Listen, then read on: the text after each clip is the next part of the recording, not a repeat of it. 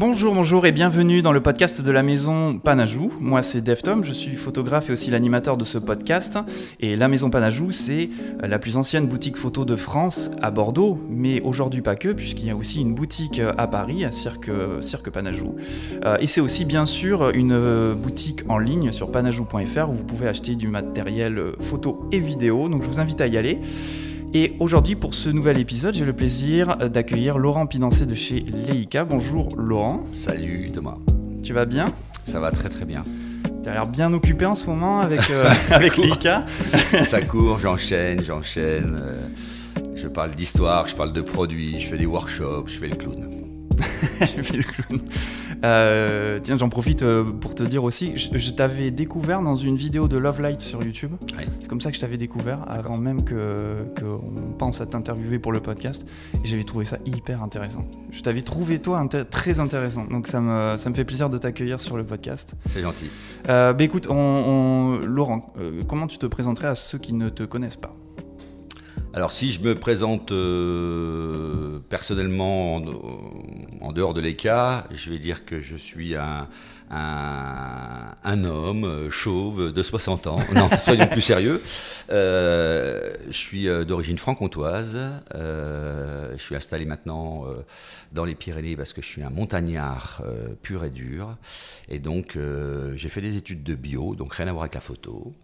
Et par contre, j'ai toujours fait de la photo depuis l'âge de 14 ans. J'ai démarré avec des Olympus. Et donc très tôt, puisque j'étais un peu montagnard, alpiniste, skieur, canoïste, toutes ces choses-là, je voulais quelque chose de petit, pas encombrant, pour pouvoir emmener tout le temps dans le sac à dos. Donc j'avais le système Olympus et à 19-20 ans, je me suis payé mon premier Leica M4 d'occasion parce que pour moi c'était le plus compact et ça c'était important, c'était le plus solide, le plus résistant pour aller au froid. Voilà, l'amour avec Leica a commencé à ce moment-là. Après, mes péripéties de fac et tout, et puis un peu de blessures de sport, ont fait que j'ai arrêté tout ça et que j'ai passé mon CAP de photo en candidat libre. Ah oui, d'accord. Alors que j'étais en licence de bio, donc rien à voir. Et tu l'as eu ? Et je l'ai eu, voilà. Et c'était amusant parce que vu que j'avais été immobilisé pour des problèmes de santé, je me suis dit je vais utiliser ce temps-là. J'ai passé ce fameux CAP, donc c'était l'époque où on faisait encore de la chambre, on faisait tout ça, du labo évidemment, et c'était intéressant. Et moi je suis un jusque-boutiste, donc j'aime bien aller au bout du bout au niveau de la technique. Donc je me suis beaucoup intéressé après, de par ma formation un peu scientifique, à la physique, à l'optique. Et j'ai démarré dans un magasin qui était à peu près l'équivalent de Panajou. C'est-à-dire que en Franche-Comté, il y avait un magasin qui s'appelait Bévalo, une vieille famille qui avait démarré aussi au début du XXe siècle. Et j'ai démarré chez Bévalo Fox à Besançon. Et voilà, ma carrière ensuite a continué. J'ai démarré donc avec le commerce parce que à l'époque, j'ai une petite anecdote, c'était que j'étais allé voir, je voulais vraiment être photographe de sport, donc j'étais allé voir Gérard Van Diestadt à Paris. J'avais passé une journée avec lui, il m'avait dit, tu sais, c'est pas pour toi. Enfin, on nous dit toujours ça. Tu vas trier des diapos, tu vas rester là, débrouille-toi différemment, et puis tu arriveras à la photo d'une autre façon. Il avait finalement peut-être pas tort. En tout cas, je suis pas resté. J'ai fait pas mal de photos de sport et quelques parutions intéressantes, quelques ventes. Mais j'ai abordé le milieu de la photo par le commerce. Et finalement, je le regrette pas parce que c'est quelque chose que je conseille souvent. Pourquoi ? Parce qu'en fait, par le prisme du commerce et de la boutique, on rencontre tout le monde. C'est-à-dire qu'on rencontre des artistes, on rencontre des photographes, on rencontre du grand public, on rencontre des médecins, on rencontre des artisans. Et ça, c'est super épanouissant. Voilà. Alors, ça, je comprends. Oui. Voilà. Si je déroule, après, j'ai été gérant d'un gros magasin photo avec une quinzaine de salariés. C'était l'époque où les magasins étaient énormes, où on faisait des chiffres d'affaires qui, comparés à aujourd'hui, étaient très très importants. Le statut de photographe était un peu un statut de notable. Je pense que c'est un peu tombé en désuétude aujourd'hui. Oui, je pense aussi. Voilà. Ouais. Et puis, la photo, j'en faisais toujours en pro à côté. J'avais toujours un statut d'indépendant en plus de mes fonctions de salarié. Et bon, je suis moniteur de ski, j'ai voulu me rapprocher de la montagne, je suis venu dans les Pyrénées et j'ai pris un studio tout seul pendant 10 ans. Donc j'étais vraiment la photographe. On a monté avec un copain une agence de photographie. Ça c'est pareil, j'en parle souvent aux jeunes. Aujourd'hui tout ça, et ça c'était il y a 30 ans, tout ça semble une évidence aujourd'hui avec le numérique. À l'époque c'était pas le cas. Et on avait souvent des problèmes dans la presse de la mauvaise ou de la pas jolie utilisation de nos images. Et en fait, nous, on a pris des cours de graphisme, on a été jusqu'au cours d'impression, de tout ça, pour pouvoir faire des bouquins nous-mêmes, pour pouvoir faire de la mise en page, pour pouvoir éditer des livres et des revues, en mettant en valeur nos images, avec du texte ou vice-versa, en mettant en valeur du texte avec nos images. Et ça a été une belle expérience. Par contre, c'est des expériences qui sont compliquées parce que on est indépendant, donc dur pour le côté économique. Et Leica est venu me chercher parce que j'étais toujours, toutes ces années-là, utilisateur de Leica. Donc j'étais photographe aussi social, corporate, tout ça. J'avais du Canon, du Nikon, mais j'avais toujours mes Leica en plus. Et cet amour de cette image, de ce rendu et de cet objet. Et souvent, je raconte aussi que dans certains workshops que je faisais, ou certains cours ou formations que je faisais avec des collègues professionnels, ils me disaient, ils savaient que je travaillais avec un Canon, par exemple, un D, et ils me disaient, comment t'as ce rendu, comment t'as ce rendu je leur disais, c'est simple, c'est qu'en fait, devant, je mets une optique Leica, et j'ai un Canon, mais j'ai une optique Leica R, et ça faisait toute la différence. Ouais. Donc ça, c'est quelque chose que je dis souvent aujourd'hui quand je rencontre les gens, je l'ai encore dit hier soir chez vous, où j'ai fait cette conférence d'1h30, c'est qu'on est encore avec Leica dans l'esprit de l'optique pure. Même si on est passé au numérique, c'est quand même l'optique qui fait l'image, c'est l'optique qui écrit la lumière sur le capteur. Et ça, c'est une vraie différence par rapport aux autres marques où, et c'est pas un grief obligatoirement, hein, mais c'est le fait que le numérique est en train de faire de plus en plus de choses et qu'on peut se passer d'une image et du coup ça lisse et peut-être ça uniformise aussi l'image qui arrive, comme avec les téléphones peut-être. L'intérêt, c'est, je dis souvent, j'ai plus de 80 optiques à la maison que je viens poser sur mes Leica. Alors j'ai toutes les marques, hein, j'ai du Techumar, Zuiko, Schneider, Angenieux, tout ça. Et je viens jouer avec. Oui, j'ai une belle collection. Oui, c'est... Mais des optiques qui sont pas très très chères, c'est ce que j'explique. Mais par contre, qui ont tout un ADN différent. C'est-à-dire qu'à chacune, c'est comme s'il y avait une palette de peinture ou de crayons, de pastels, et je viens choisir en fonction de ce que je veux faire, tel ou tel rendu, telle ou telle qualité d'image, telle ou telle douceur ou piqué à l'inverse, et ça c'est vraiment sympa, et c'est quelque chose que j'adore. C'est intéressant que tu le soulignes, parce que je sais pas si tu vas me dire comment tu le vois toi, mais c'est vrai qu'aujourd'hui, notamment avec YouTube, quand on parle des photographes qui s'expriment sur YouTube, etc., on a plus souvent l'habitude de voir des comparaisons de boîtiers, très peu d'objectifs, comme si le boîtier était entièrement constitutif de la qualité d'image. Or, tu viens de le souligner, c'est l'objectif. Qui est un peu logique, Thomas. Parce qu'en fait, aujourd'hui, si tu veux, pendant des années, reprenons l'histoire. Hein. Comme je dis, moi, je suis un passionné d'histoire. Allons-y. Si on reprend l'histoire de la photographie, en fait, on se rend compte que, on ne devrait jamais l'oublier, que pendant des années, l'appareil photo n'existait pas en tant que tel.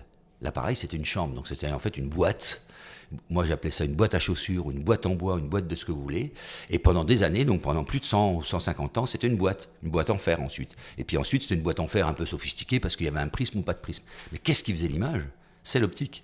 Aujourd'hui, à l'inverse, c'est un ordinateur, c'est un caméscope. Tous nos appareils sont des caméras vidéo. C'est pour ça que des gens comme Sony, Panasonic sont arrivés sur ce marché alors qu'ils ne l'étaient pas historiquement. Parce que, en fait, c'est la partie électronique, c'est la partie informatique qui fait le boulot. Chez Leica, on reste encore sur des bases un petit peu philosophiques où on met en valeur l'optique. Pourquoi ? Parce qu'on fabrique des optiques depuis plus de 100 ans et que ces optiques, ce savoir-faire, il est dans l'optique, on se considère comme opticien. Et puis ensuite, derrière, on y met une boîte. Alors maintenant, on y met une boîte avec un capteur, mais avant, on y mettait une boîte fraisée dans l'aluminium, dans le laiton, dans le zinc, des choses comme ça. Et cette boîte, elle était en fer. Et on mettait un film. Donc c'est le film qui était d'une autre marque. Personne n'avait de marque à son effigie, à part Fuji, qui a fait aussi des appareils photo. Mais sinon, on mettait un film, Kodak, Ilford, ainsi de suite. Et c'était donc l'interaction entre ce film et cette optique au travers d'une boîte. Aujourd'hui, c'est la boîte qui est devenue le savoir-faire et le faiseur d'images. Dans l'absolu, on pourrait avoir un trou de vent façon sténopée et l'image serait capable d'être refaite numériquement derrière. Effectivement, n'empêche que, par exemple, moi je travaille avec un Nikon Z8. Effectivement, il y a plus de choses à dire parce que le boîtier, c'est pas juste une chambre noire mais de portable. Mais quand je change d'objectif, par exemple, j'utilise un 24-120 pour être polyvalent, c'est un zoom. Et puis parfois, quand j'ai envie de faire des beaux portraits, je prends le 105 mm de Nikon. J'ai pas le même piqué qu'avec mon 24-120 si je le mets à 105. Donc vraiment, quand on change l'optique, c'est vraiment, je trouve que c'est vraiment ce qui change le plus l'image et ce qui fait que ça constitue la qualité de l'image. L'optique est toujours plus importante que le boîtier. Ouais, mais si tu regardes bien aujourd'hui, financièrement, si on te dit tu as 5 000 € pour acheter un appareil et un boîtier, un appareil et un objectif, donc un combo, eh ben, il y a des grandes chances que tu mettes plus d'argent dans l'appareil que dans l'optique. C'est vrai. Alors qu'à l'époque, c'était pas le cas. À l'époque, ouais. c'était pas le cas. À l'époque, on achetait des boîtiers, des fois, qui valaient 2 ou 3 fois moins cher que l'optique. C'est-à-dire qu'on investissait, moi j'ai eu des 105 Nikkor à l'époque, que je mettais sur un Nikkor Mat, le 105 Nikkor valait 2 fois le prix d'un Nikkor Mat. Ou un Olympus de super qualité Zuico valait 2 fois le prix ou 3 fois le prix de l'OM1 ou de l'OM2. Voilà. Donc ça, c'est une vraie mutation. Ouais. Et tu viens de dire quelque chose qui m'intéresse parce que justement, tu es beaucoup plus jeune que moi et tu viens à nouveau de reparler, par exemple, de piqué.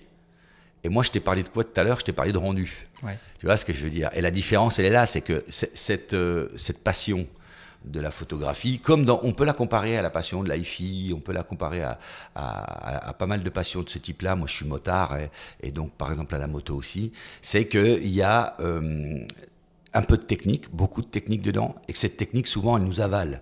Elle vient nous titiller. Donc, c'est ce qu'on appelle aujourd'hui, ou pas, des geeks, ou je ne sais quoi, mais on était geek il y a 50 ou il y a 60 ans parce qu'on voulait telle moto qu'accélérer comme ça, avec tel rendu, tel couple, et ainsi de suite. Finalement, c'est quoi le plaisir final? Parce qu'on est en loisir, là, on parle de loisir, on ne va pas parler pour les professionnels qui sont une frange infime de notre passion. Mais si c'est le loisir, eh ben, c'est la passion, c'est le résultat. C'est-à-dire que c'est pas la technique, entre guillemets, rouler avec une moto et faire des virolos dans les Pyrénées, quelle que soit la moto qu'on a, eh ben on va se faire plaisir parce qu'on fait des virolos dans la montagne. Et ben en photo, c'est un peu pareil. Le résultat, à mon avis, est important. On tend à l'oublier peut-être. Pourquoi? Parce que on a la facilité. On a la facilité, la photo c'est gratuit maintenant, entre guillemets. On a une carte qu'on a payée, on trouve cher, mais qui n'a rien à voir avec le prix qu'on payait les pellicules. Et puis on shoot, et on se dit derrière, j'éditerai, je ferai ça où? Sur mon ordinateur. Donc en fait, le ratio, temps de prise de vue, temps de passer en post-prod à l'ordi, a été, on va dire, multiplié peut-être par 10 en l'espace de 50 ans. Avant, la logique, c'était, à part quelques-uns qui faisaient du labo, mais c'était même pas 1% des gens, la logique, c'était, je faisais une pellicule, je l'amenais chez le photographe, il la développait, je la payais, il me la rendait, et là, j'avais mes images. Aujourd'hui, j'ai des collègues qui, des fois, en rigolant, me disent « Ouais, tu te rends pas compte, cette semaine, je peux pas faire ci, je peux pas faire ça, je dois passer ma semaine à éditer. » Je leur dis, c'est ton problème, mon gars, t'as fait 5000 photos dans le samedi, donc évidemment qu'après, comme disait Coluche, faut défaire les nœuds pendant toute la semaine, parce qu'en fait, tu t'es mis un boulet au pied. Avant, tu faisais 400 photos avec tes films, et puis tu en jetais 150, mais tu avais tes photos directement. C'est déjà énorme, 400 photos. C'est une autre façon de penser. C'est quelque chose que tu dis avec regret ou pas du tout, parce qu'aujourd'hui, je pense qu'on peut... Alors, pas obligatoirement avec Leica, là on est d'accord, on se dissocie de la marque, hein, mais avec certains appareils, on peut aujourd'hui ralentir, on peut revenir aux bases, on peut se dire que c'est pas parce que j'ai un numérique que je vais faire 2000 photos. On peut faire, en se promenant, que 200-300 photos dans la journée, ou peut-être même que 5 photos. Je cite souvent des gens comme Yann, que tu as reçu, Morvan, ou Alain Keller, que j'adore aussi, qui sont des gens qui ont toujours leur appareil autour du cou. Mais il y a des fois, ils font pas de photos. Ils font une photo par jour, 2 photos par jour. Par contre, c'est leur compagnon de tous les jours. Et cette photo, ils vont la faire. Mais ils vont en faire une. Ils vont pas dire, j'ai le sujet, je vais en faire 1000. Non, c'est pas vrai. Donc c'est ça aussi le fait de ralentir. Et ça, pour le coup, le téléphone a amené beaucoup à ça, puisqu'on a tous un téléphone sur soi, et que le téléphone, maintenant, vous avez vu la com, elle se fait pour la photo.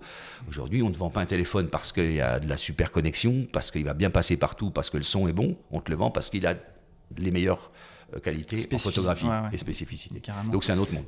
Cela dit, moi, quand on me demande des conseils sur la photographie, et notamment sur le sujet de le numérique amène à produire énormément d'images, justement, je conseille d'essayer l'argentique. Quand on me demande ça, généralement, c'est des jeunes qui vraiment débutent en photo, qui connaissent même pas le principe de l'argentique. Donc vraiment, je parle vraiment de débutants.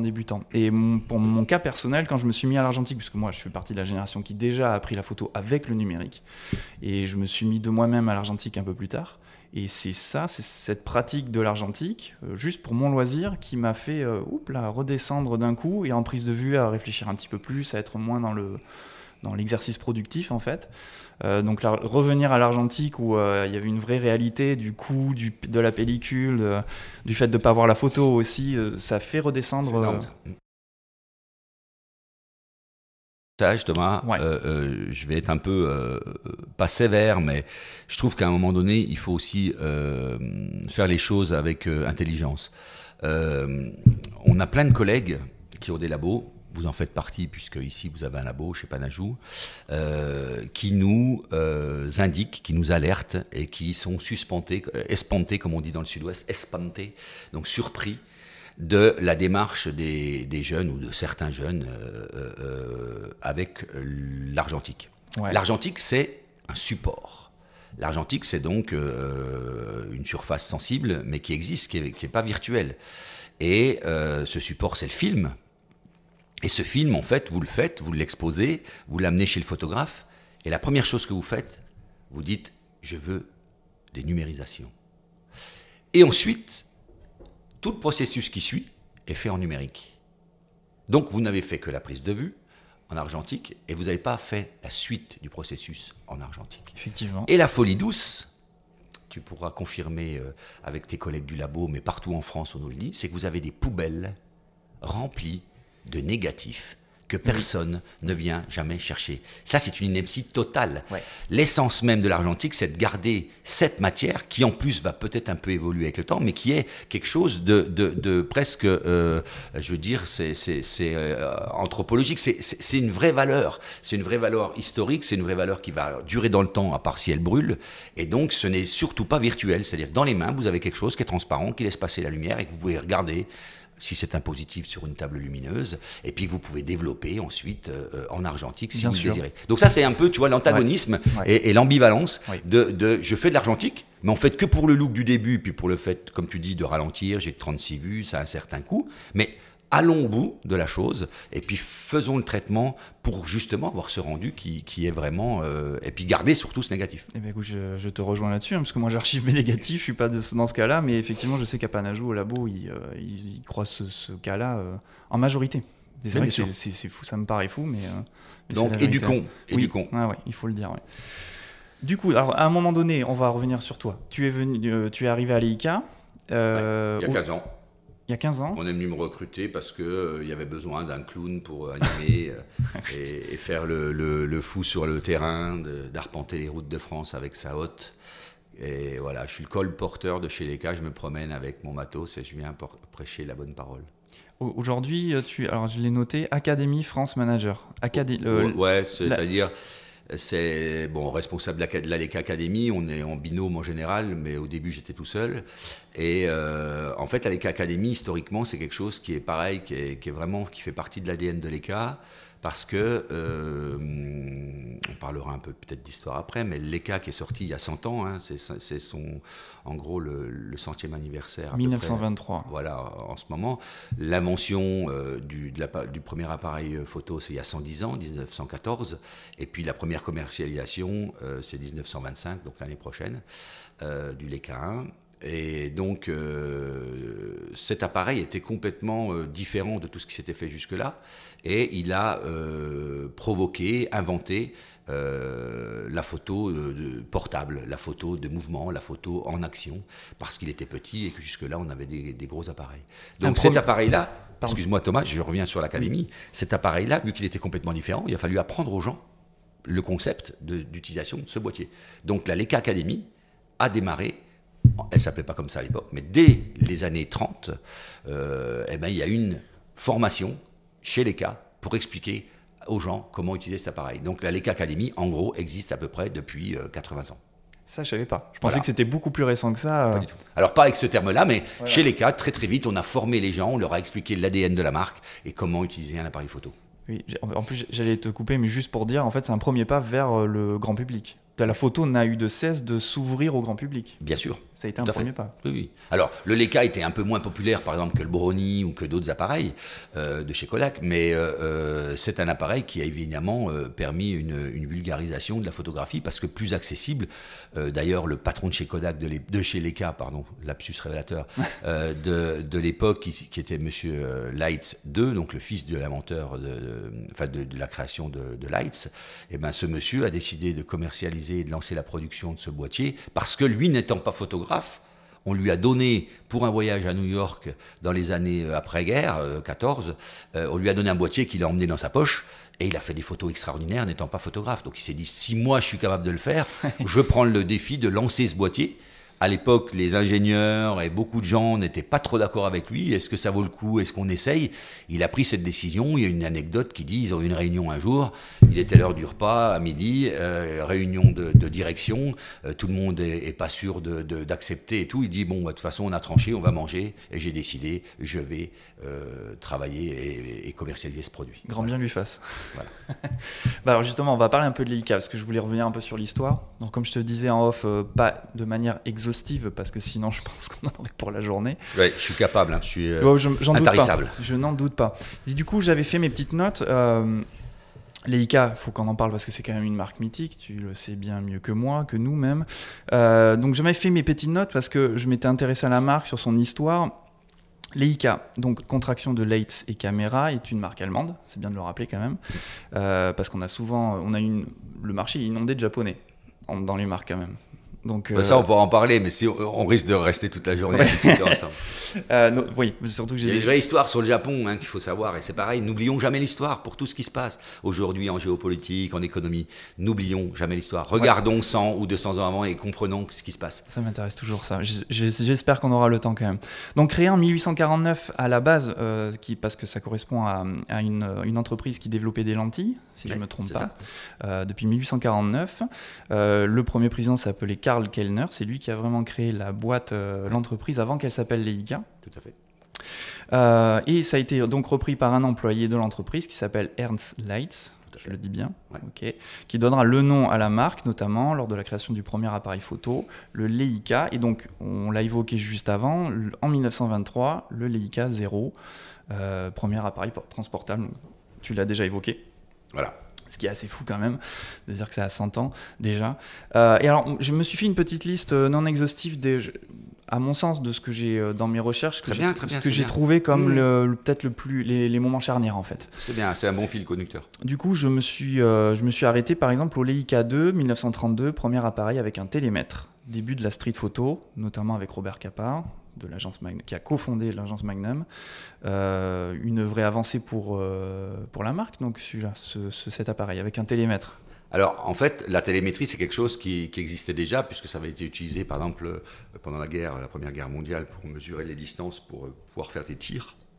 Donc c'est quelque chose qu'on adapte à l'époque avec un télémètre qui est un objet indépendant qu'on vient mettre sur l'appareil, c'est-à-dire que le Leica 1, tu as parlé de 23, en fait, on va considérer la date de 1925 comme la première commercialisation. Okay. Parce qu'avant, c'est des protos, des séries limitées, des séries en petit nombre. Donc 1925, c'est la foire de Leipzig. Et là, c'est vraiment le début de la commercialisation. C'est-à-dire qu'à partir de ce moment-là, se vendent au grand public des appareils photo Leica. Donc à ce moment-là, c'est le Leica 1. Et ce Leica 1 n'a pas de télémètre. Il a une petite visée sur le dessus. Et pas de télémètre, et d'ailleurs pas non plus d'objectif interchangeable. C'est-à-dire que c'est une optique qui est fixe dessus, qui est à 5 cm, donc 50 mm. Il sort aussi avec un 35 à 3,5. C'est assez drôle d'ailleurs, parce que quand on retrouve les appareils, j'en ai avec moi là, on voit que c'est marqué 3,5. À l'époque, c'est pas marqué 35 mm, c'est marqué 3,5 cm. Voilà, donc ça c'est les objectifs, et les objectifs sont rentrants, donc en plus ils tiennent moins de place qu'aujourd'hui. C'est des objectifs qui peuvent se rentrer sur eux-mêmes et rentrer dans le boîtier. Et donc, à partir de ce moment-là, on a ce boîtier. Et très vite, on se rend compte que justement, si on veut que ce boîtier soit beaucoup plus utilisé, beaucoup plus pratique, eh ben, il faut y intégrer ce fameux télémètre dans le boîtier pour ne pas l'avoir en accessoire sur le dessus. Donc, dès 1930-31, eh ben, la décision est prise de mettre le télémètre en intégré, de sortir le Leica 2 et d'en profiter aussi pour pouvoir avoir une monture, donc pas à baïonnette, c'était un lapsus, oui, à vis, donc une monture à vis qui permet de changer les objectifs et donc à ce moment-là, on va dire d'étendre la gamme des possibilités avec des objectifs un peu plus grand angle, comme le 28 par exemple, Hector, qui sort à peu près dans ces années-là. Là j'en ai un avec moi qui est de 1934. Et ensuite d'avoir des petits téléobjectifs par exemple. Donc la télémétrie, elle s'intègre dans le boîtier.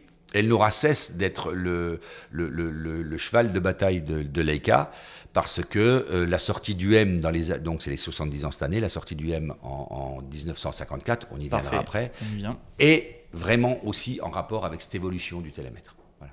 Et donc le Leica 2, et alors ce qui est drôle, je l'ai montré hier soir aux invités qui ont suivi la conférence hier chez vous, Panajou, et ben en fait c'est que à l'époque on était capable, ce qui n'est plus possible aujourd'hui, de faire, on avait déjà cette idée assez avant-gardiste, c'est le fait de pouvoir upgrader son appareil, donc de pouvoir le modifier en fonction des avancées. C'est-à-dire que celui que j'ai là, de Leica 2, et ben en fait c'est un Leica 1, qui a été modifié par l'usine parce que le propriétaire l'a ramené en 1930 à l'usine et il a été modifié par l'usine officiellement en Leica 2. Donc c'est un Leica 1 modifié Leica 2 par Leica. Et ensuite on pouvait le modifier Leica 3 en changeant l'obturateur, en ayant plus de vitesse pour aller au millième de seconde ou pour avoir un retardateur ou pour avoir des choses comme ça. Donc il y avait une possibilité comme ça de garder son appareil originel et de le faire évoluer dans le temps avec l'évolution de la technologie. C'est génial. C'est comme si aujourd'hui ton appareil photo Nikon 850 ou 810 de l'époque, eh ben, tu lui fais monter de 24 millions à 40 millions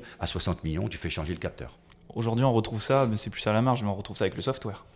Exactement. Le software, mais à nouveau, on repart dans de l'informatique et on sort de notre monde de l'optique et de la physique. Mais ça, c'est beau, je savais pas ça du coup. Et mécanique. Qu'est-ce que j'ai noté? Justement, prémisse de la future monture M. Alors moi, j'avais noté Leica 3 en 1941 et j'avais mis entre parenthèses largement copié par les Japonais années 50-60.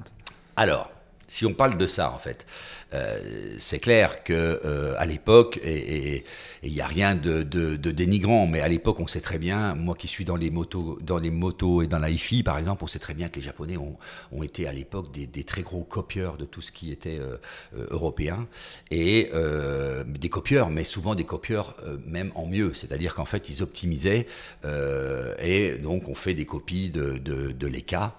Il y en a eu pléthore. On fait des copies de motos plus tard et on fait des copies de hi-fi, d'instruments, de plein de choses. Donc les premiers Nikon, les premiers Canon, tous ces appareils-là sont des appareils qui étaient des copies conformes de Leica. Si on les met les uns à côté des autres, je promène souvent avec moi un Nikon qui ressemble comme deux gouttes d'eau à Leica 3. Si j'enlève la marque au-dessus, personne ne sait que c'est un Nikon. Dessus, par contre, il y a une optique Nikon. Et là-dessus, on peut venir voir l'intelligence des Japonais, c'est que en travaillant les optiques différemment, eh ben, ils ont ouvert un champ des possibles. Les Européens, on ne va pas se cacher quasiment que les Allemands, mais il y avait quand même les Français à l'époque qui avaient des appareils un peu prestigieux. Il y avait Foca, il y avait les optiques Ingénieux, il y avait Benoît Berthiaud, il y avait Savoie, Royer, des marques françaises, il y en avait. Et SEM en moyen format qui concurrençait SEMflex, qui concurrençait les Rolleiflex. Et donc cette optique et donc cet ADN, ce rendu, on va parler de rendu, à l'européenne avait une certaine identité. Et les Japonais, eux, de par la culture, ont sorti, on le sent encore aujourd'hui d'ailleurs dans les rendus, même dans les rendus software dont tu parles ou dans les rendus logiciels, on voit qu'il y a une différence entre les marques. Pourquoi? Parce qu'en fait, ça c'est de la culture et des intentions, une intention du fabricant ou une intention du pays d'où ça vient, donc de cette fameuse culture. Et donc quand ils ont sorti leurs optiques, elles étaient différentes en termes de rendu. Et des gens comme par exemple, il y a eu les guerres juste après la Seconde Guerre mondiale, il y a eu pas mal de guerres en Asie, et par exemple la guerre de Corée a été couverte par des grands photographes de guerre qui sont venus avec leur Leica ou leur Contax à l'époque, qui étaient quasiment les seuls boîtiers qui étaient emmenés avec quelques relais et quelques chambres Graflex par exemple. Et donc avec ces appareils-là, ils sont arrivés là-bas et ils ont été en contact avec les optiques japonaises.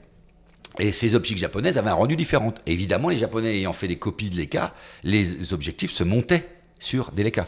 Donc, quelqu'un comme Duncan, par exemple, très rapidement, a mis des optiques Nikon sur ses Leica et a trouvé que c'était sympa, a trouvé qu'il y avait un rendu différent. Alors c'est pareil, c'est pas mieux, c'est pas moins bien, c'est différent. C'était exotique sur le moment. Et c'était exotique, tout à fait. Donc Canon avait des optiques à vis, j'en ai une avec moi là, parce que c'est une copie. Et quand vous l'utilisez aujourd'hui, ça fait partie de ce que je vous ai dit au début, c'est-à-dire de cette possibilité de jouer avec cette palette.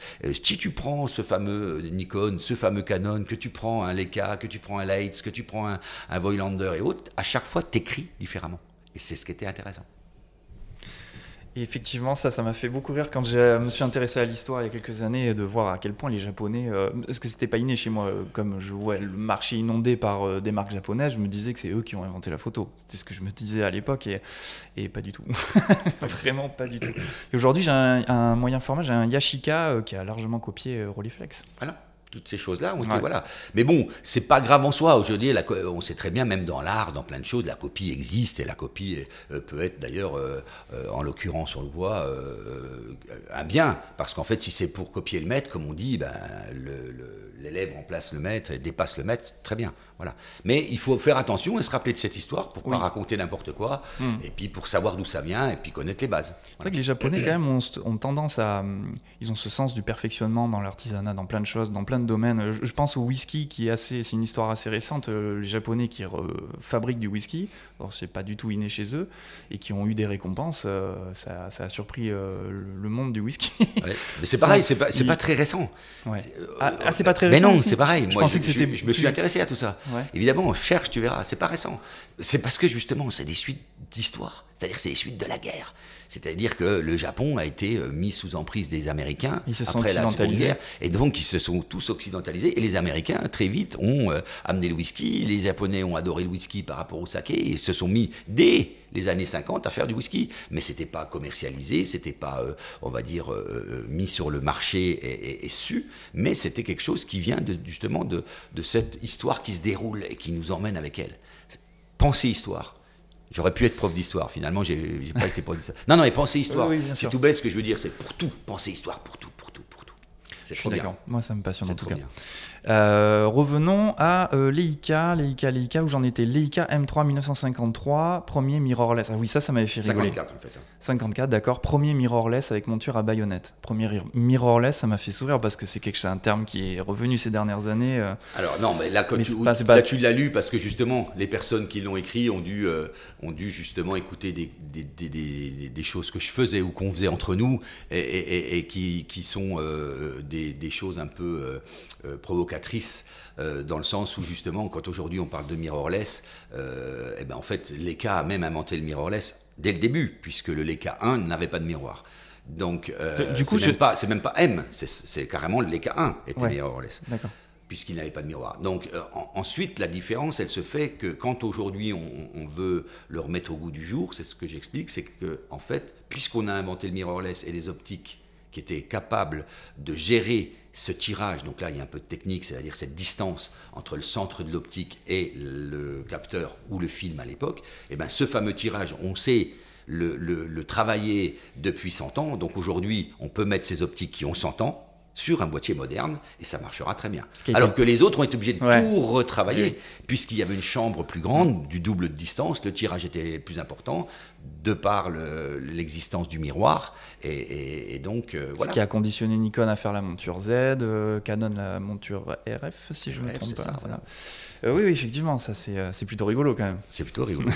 En fait, on tourne en rond, voilà, retour aux sources, et ça, souvent les les gens s'en rendent pas compte. Quand ils me voient me promener avec un Leica SL2 et puis une optique des années 30 dessus, ils me disent mais comment c'est possible, comment ça marche? Je leur dis c'est tout simple, hein, je veux dire la physique et l'optique n'a pas changé. On a un capteur qui est capable de prendre de la lumière à une telle distance d'une optique qui est à telle distance du capteur, et ben voilà, ça marchait pour un film, ça marche pour un capteur. Tout simplement. Le tout, c'est de faire en sorte que la partie logicielle en soit consciente. Et aujourd'hui, c'est vrai que les Japonais, n'ayant pas cette antériorité avec ces appareils, donc sans, on va dire sans miroir, sans miroir, pardon. Donc c'est mirrorless, on va pas employer le terme anglo-saxon. Et ben automatiquement, ils vont pas travailler dessus. Donc c'est vrai que Sony n'a pas de raison d'optimiser ses boîtiers pour une optique des années 30 ou 40, et puis ainsi de suite. Effectivement. J'ai noté quand même 1964, Leica Flex, caméra réflexe. Donc Leica y est venu quand même. Alors, en fait, pourquoi on y est venu? Parce que c'était une évidence. C'est-à-dire que le télémètre en soi était quelque chose d'extraordinaire. Donc, comme on l'a dit tout à l'heure, l'avancée du M, c'est quoi? C'est le fait de mettre une baïonnette pour changer plus rapidement son objectif et ne pas avoir de problème de qualité avec un pas de vis qui s'abîme et puis un temps de changement d'objectif un peu compliqué. Donc, on invente la baïonnette M et on invente ce qu'on appelle la visée claire. M veut dire Messucher, la visée claire en allemand.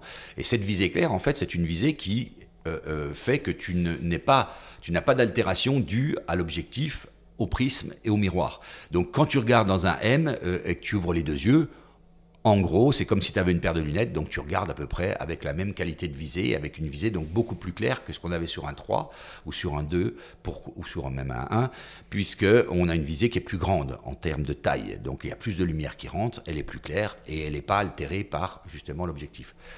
Par contre, cette visée, elle est fixe. Donc ce qui veut dire que quand tu regardes dans un Leica, tu regardes avec la même visée que tu es un 50, un 35, un 28, un 50. Donc ça pouvait poser souci. L'arrivée du réflexe et l'intelligence du réflexe, c'est de dire, je vais regarder exactement ce que je vais prendre en photo. Pourquoi? Parce que je vais regarder à travers l'objectif. Ça, c'est avantage. Donc ça veut dire, je mets un 16 mm, je vois au 16. Je mets un 500, je vois au 500. Par contre, handicap de la chose, c'est que si ton 500 il n'est pas bon, tu vois pas bien. Puisque ça passe à travers le 500, oui. Le miroir et le prisme. Et si la qualité de l'objectif est moyenne, ta visée est moyenne, d'accord, donc pas très lumineuse, donc difficile aussi à cerner en basse lumière, et donc c'est pour ça que le M a très très longtemps été, malgré l'évolution des réflexes et l'arrivée des réflexes, a très longtemps été l'appareil de la basse lumière. Basse lumière, qui dit basse lumière en plus souvent dit besoin de discrétion, parce que justement, basse lumière, c'est sombre, c'est la nuit, c'est le spectacle, c'est la rue, on veut voler des images et ainsi de suite, donc on veut être discret, et le fait de ne pas avoir de miroir, c'est la discrétion. C'est-à-dire ce qu'on oublie aujourd'hui, parce qu'il y a le mirrorless qui n'a plus de miroir, c'est qu'à l'époque, le Leica était le seul appareil autorisé par exemple à l'opéra, parce qu'en fait, il n'y avait pas le miroir qui venait claquer en remontant, il n'y avait pas le trou noir du miroir qui t'arrêtes la visée, c'est-à-dire que quand tu utilises un réflexe, le miroir vient fermer ta visée pendant un instant, donc tu as un trou noir où tu ne vois plus l'image, et en plus tu as le clac-clac. Sur un Leica, tu ne l'avais pas. Donc c'était le seul qui était autorisé à la Scala de Milan et ainsi de suite dans l'opéra. C'est bien de le rappeler, le bruit. Aujourd'hui, c'est pareil. On a eu cette discussion hier soir avec des gens de mon âge, de ma génération, et je disais, c'était assez drôle, je disais que moi, j'arrive pas à faire des photos en obturation électronique. Pourquoi? Je ne vais pas parler de la partie rolling shutter, tout ça. Mais parce que je ne l'entends pas. Donc je suis obligé de lui mettre un faux son, parce que je ne sais pas faire une photo en voyant un truc qui en fait ne se bouge même pas dans le viseur, et j'entends pas le bruit. Ça, je suis quasiment incapable de le faire. Alors le bruit très très doux, c'est génial, bien amorti, plap, plap. C'est vraiment quelque chose d'assez incroyable. Il y a une sensibilité et il y a une proximité. Son appareil, on l'a près de l'œil. C'est pareil, aujourd'hui on travaille à l'écran, donc on travaille avec les bras tendus. Donc en fait, qui déclenche ou pas, on ne l'entend pas parce qu'on est à 1 mètre ou à 80 cm. Nous, à l'époque, on avait enfin, aujourd'hui, c'est pas nous, c'est aujourd'hui, si tu travailles avec un appareil et que tu te le mets à l'œil, ben là c'est différent. Tu l'as, tu as une certaine proximité avec ton appareil, tu l'as près de toi. Ah oui, carrément. Sur mon Z8, je mets aussi le son qui est un son MP3, du coup, un son reproduit, mais c'est pas aussi satisfaisant que mes appareils mécaniques, en tout cas, ça c'est sûr. Pourquoi? Parce qu'en plus, ta mécanique, elle était, comme tu viens de le dire, mécanique. Ouais. C'est-à-dire que quand tu appuyais sur quelque chose de... Ça déclenche tout un... Il y avait un ressort qui remontait, qui déclenchait un système, donc tu l'avais en plus en sensibilité sur le doigt. Donc il y avait le bruit, l'ouïe, et il y avait aussi la sensibilité au toucher. Ouais. Aujourd'hui, tu appuies sur un interrupteur à pression, tu sens rien du tout. C'est que un contact électrique. Ouais, complètement. Ça pourrait même être une touche tactile. C'est le cas sur les écrans. C'est le cas sur les écrans, bien sûr, effectivement. Alors, on va avancer un petit peu dans le temps, parce que là, j'ai fait un bond en avant au Leica M9 2009, arrivée du numérique. C'est pour ça que je l'avais mis. Alors, est-ce que tu me confirmes 2009, arrivée du numérique chez Leica? Non. Ça m'a paru tardif. Ouais. Fiche Wikipédia. Oui, mais c'est parce qu'on simplifie. Et là, on simplifie aussi. Je vais revenir à peine, je vais couper ton élan, je vais revenir à peine sur l'arrivée du Leica Flex, donc c'est-à-dire l'arrivée. Voilà, j'avais une autre question d'ailleurs, des réflexes. Tu m'y fais penser. Alors vas-y, l'arrivée des réflexes, c'est-à-dire le Leica Flex, c'était une évidence chez nous. Pourquoi? Parce que, comme j'ai dit, on ne pouvait pas tout faire avec un télémètre. Donc le réflexe a amené quand même énormément de plus. C'est-à-dire que la télémétrie est tombée en désuétude. C'était l'appareil justement pour les basses lumières qu'on avait en plus, mais tout le monde a eu des réflexes. Donc Leica a dû faire du réflexe aussi et a fait des magnifiques réflexes à cette époque-là avec justement des visées très lumineuses, avec des prismes très bien travaillés, et ainsi de suite. Par contre, on n'a jamais été en concurrence avec les Japonais qui étaient capables de produire à des prix beaucoup plus intéressants. Et puis, au terme de technique, c'était pas là où Leica était le plus performant sur la famille des réflexes. Alors, ça a duré pendant 30-40 ans. Et puis, le Leica télémétrique a failli mourir. Ah oui. Ah carrément, il a failli mourir dans les années 80, 75, 80, parce que justement... Le plein boom du réflexe. Dépassé par les réflexes. Ouais. Et c'est quasiment l'armée américaine qui a sauvé le Leica. Pourquoi? Parce qu'elle a passé une commande de Leica pour des utilisations spécifiques. Le Leica M, donc à l'époque, était même plus produit en Allemagne. Il avait été délocalisé au Canada, dans l'usine Leica canadienne, qui s'appelait Elcan. Ernst Lights Canada, Elcan, qui existe encore, cette usine qui fabrique de l'optique pour la science, l'espace et les militaires. Mais elle est plus Lights, ni Leica. Et donc, à cette époque-là, donc, la production est délocalisée et les Américains, donc, justement, font cette commande qui, au hasard du temps, de la mode et tout, relance le M. Voilà. Mais sinon, s'ils n'avaient pas fait cette commande, le M aurait sûrement été arrêté dans ces années 75 à peu près. Ça, c'est assez fou. Et alors, pour revenir au réflexe, j'avais complètement oublié cette question, mais alors, du coup, Leica a dû repenser ses optiques, parce que le tirage mécanique étant pas pareil, il a fallu produire des optiques pour le réflexe. Exactement, toi. Ouais, ça a dû être compliqué. C'est-à-dire qu'on avait deux gammes d'objectifs. D'accord. Alors la qualité de l'optique était largement l'équivalent, puisque c'est beaucoup plus facile de faire une optique pour un réflexe parce qu'elle va être plus imposante, on peut y mettre plus de lentilles et tout, que de faire une optique pour le mirrorless. C'est ce qui fait notre force aujourd'hui sur le mirrorless. Et en fait, la qualité de ces optiques a toujours continué. C'est ce que je te disais sur ma vie perso à moi, c'est que j'ai utilisé ces optiques de réflexe R sur mes Canon 1D, par exemple, pour avoir un rendu spécial avec une optique de dingue. Aujourd'hui, il y a un boom des optiques dans le monde du cinéma. Énormément de réalisateurs travaillent avec des Red, des Alexia, des Canon, des Sony, et en mettant des optiques Leica dessus, R. Ce week-end, j'étais sur un événement à Biarritz où le gars le réalisateur tournait avec des optiques R sur sa Red. Ça, c'est pas commun, parce qu'elles sont plus rares que les montures M, du coup. Elles sont pas plus rares, parce qu'au fil du temps, à époque équivalente, il y en a eu autant. Par contre, vu qu'on en a produit sur un laps de temps moins important, il y en a moins. Mais par contre, sur un laps de temps, on va dire, de 20 ans, entre 60 et 80, par exemple, si on prend cette date-là, il y en a eu autant en R. Il faut savoir, par exemple, que des gens comme Salgado ou Douaneau n'ont jamais travaillé avec des Leica M. Ils ont toujours travaillé avec des Leica R. Ok. Donc, ces images mythiques, elles sont faites au Leica, mais pas au R. Est-ce que les optiques R sont moins chères que les montures M ou ça C'est kiff-kiff. C'est kiff-kiff. Ouais. Avant, c'était beaucoup moins cher parce qu'il n'y avait plus de support, il n'y avait plus de boîtier. Donc, il y a une dizaine d'années, il n'y avait plus de boîtier pour mettre du R. Donc, les R, c'était des gens comme moi, un peu farfelus, qui montaient du R sur d'autres marques. Ensuite, on a sorti le SL. Et là, en sortant le SL, tous les Leicaïstes qui étaient frustrés et qui avaient des placards remplis d'optiques R, se sont dit génial, je peux enfin réutiliser mes optiques R avec leur qualité extraordinaire. Il y a des optiques R qui sont extraordinaires. Et donc, utiliser ces optiques R. Et du coup, le prix a monté en occasion. Ouais. Et aujourd'hui, on est quasiment au même tarif entre une optique M et une optique R. Ok, d'accord.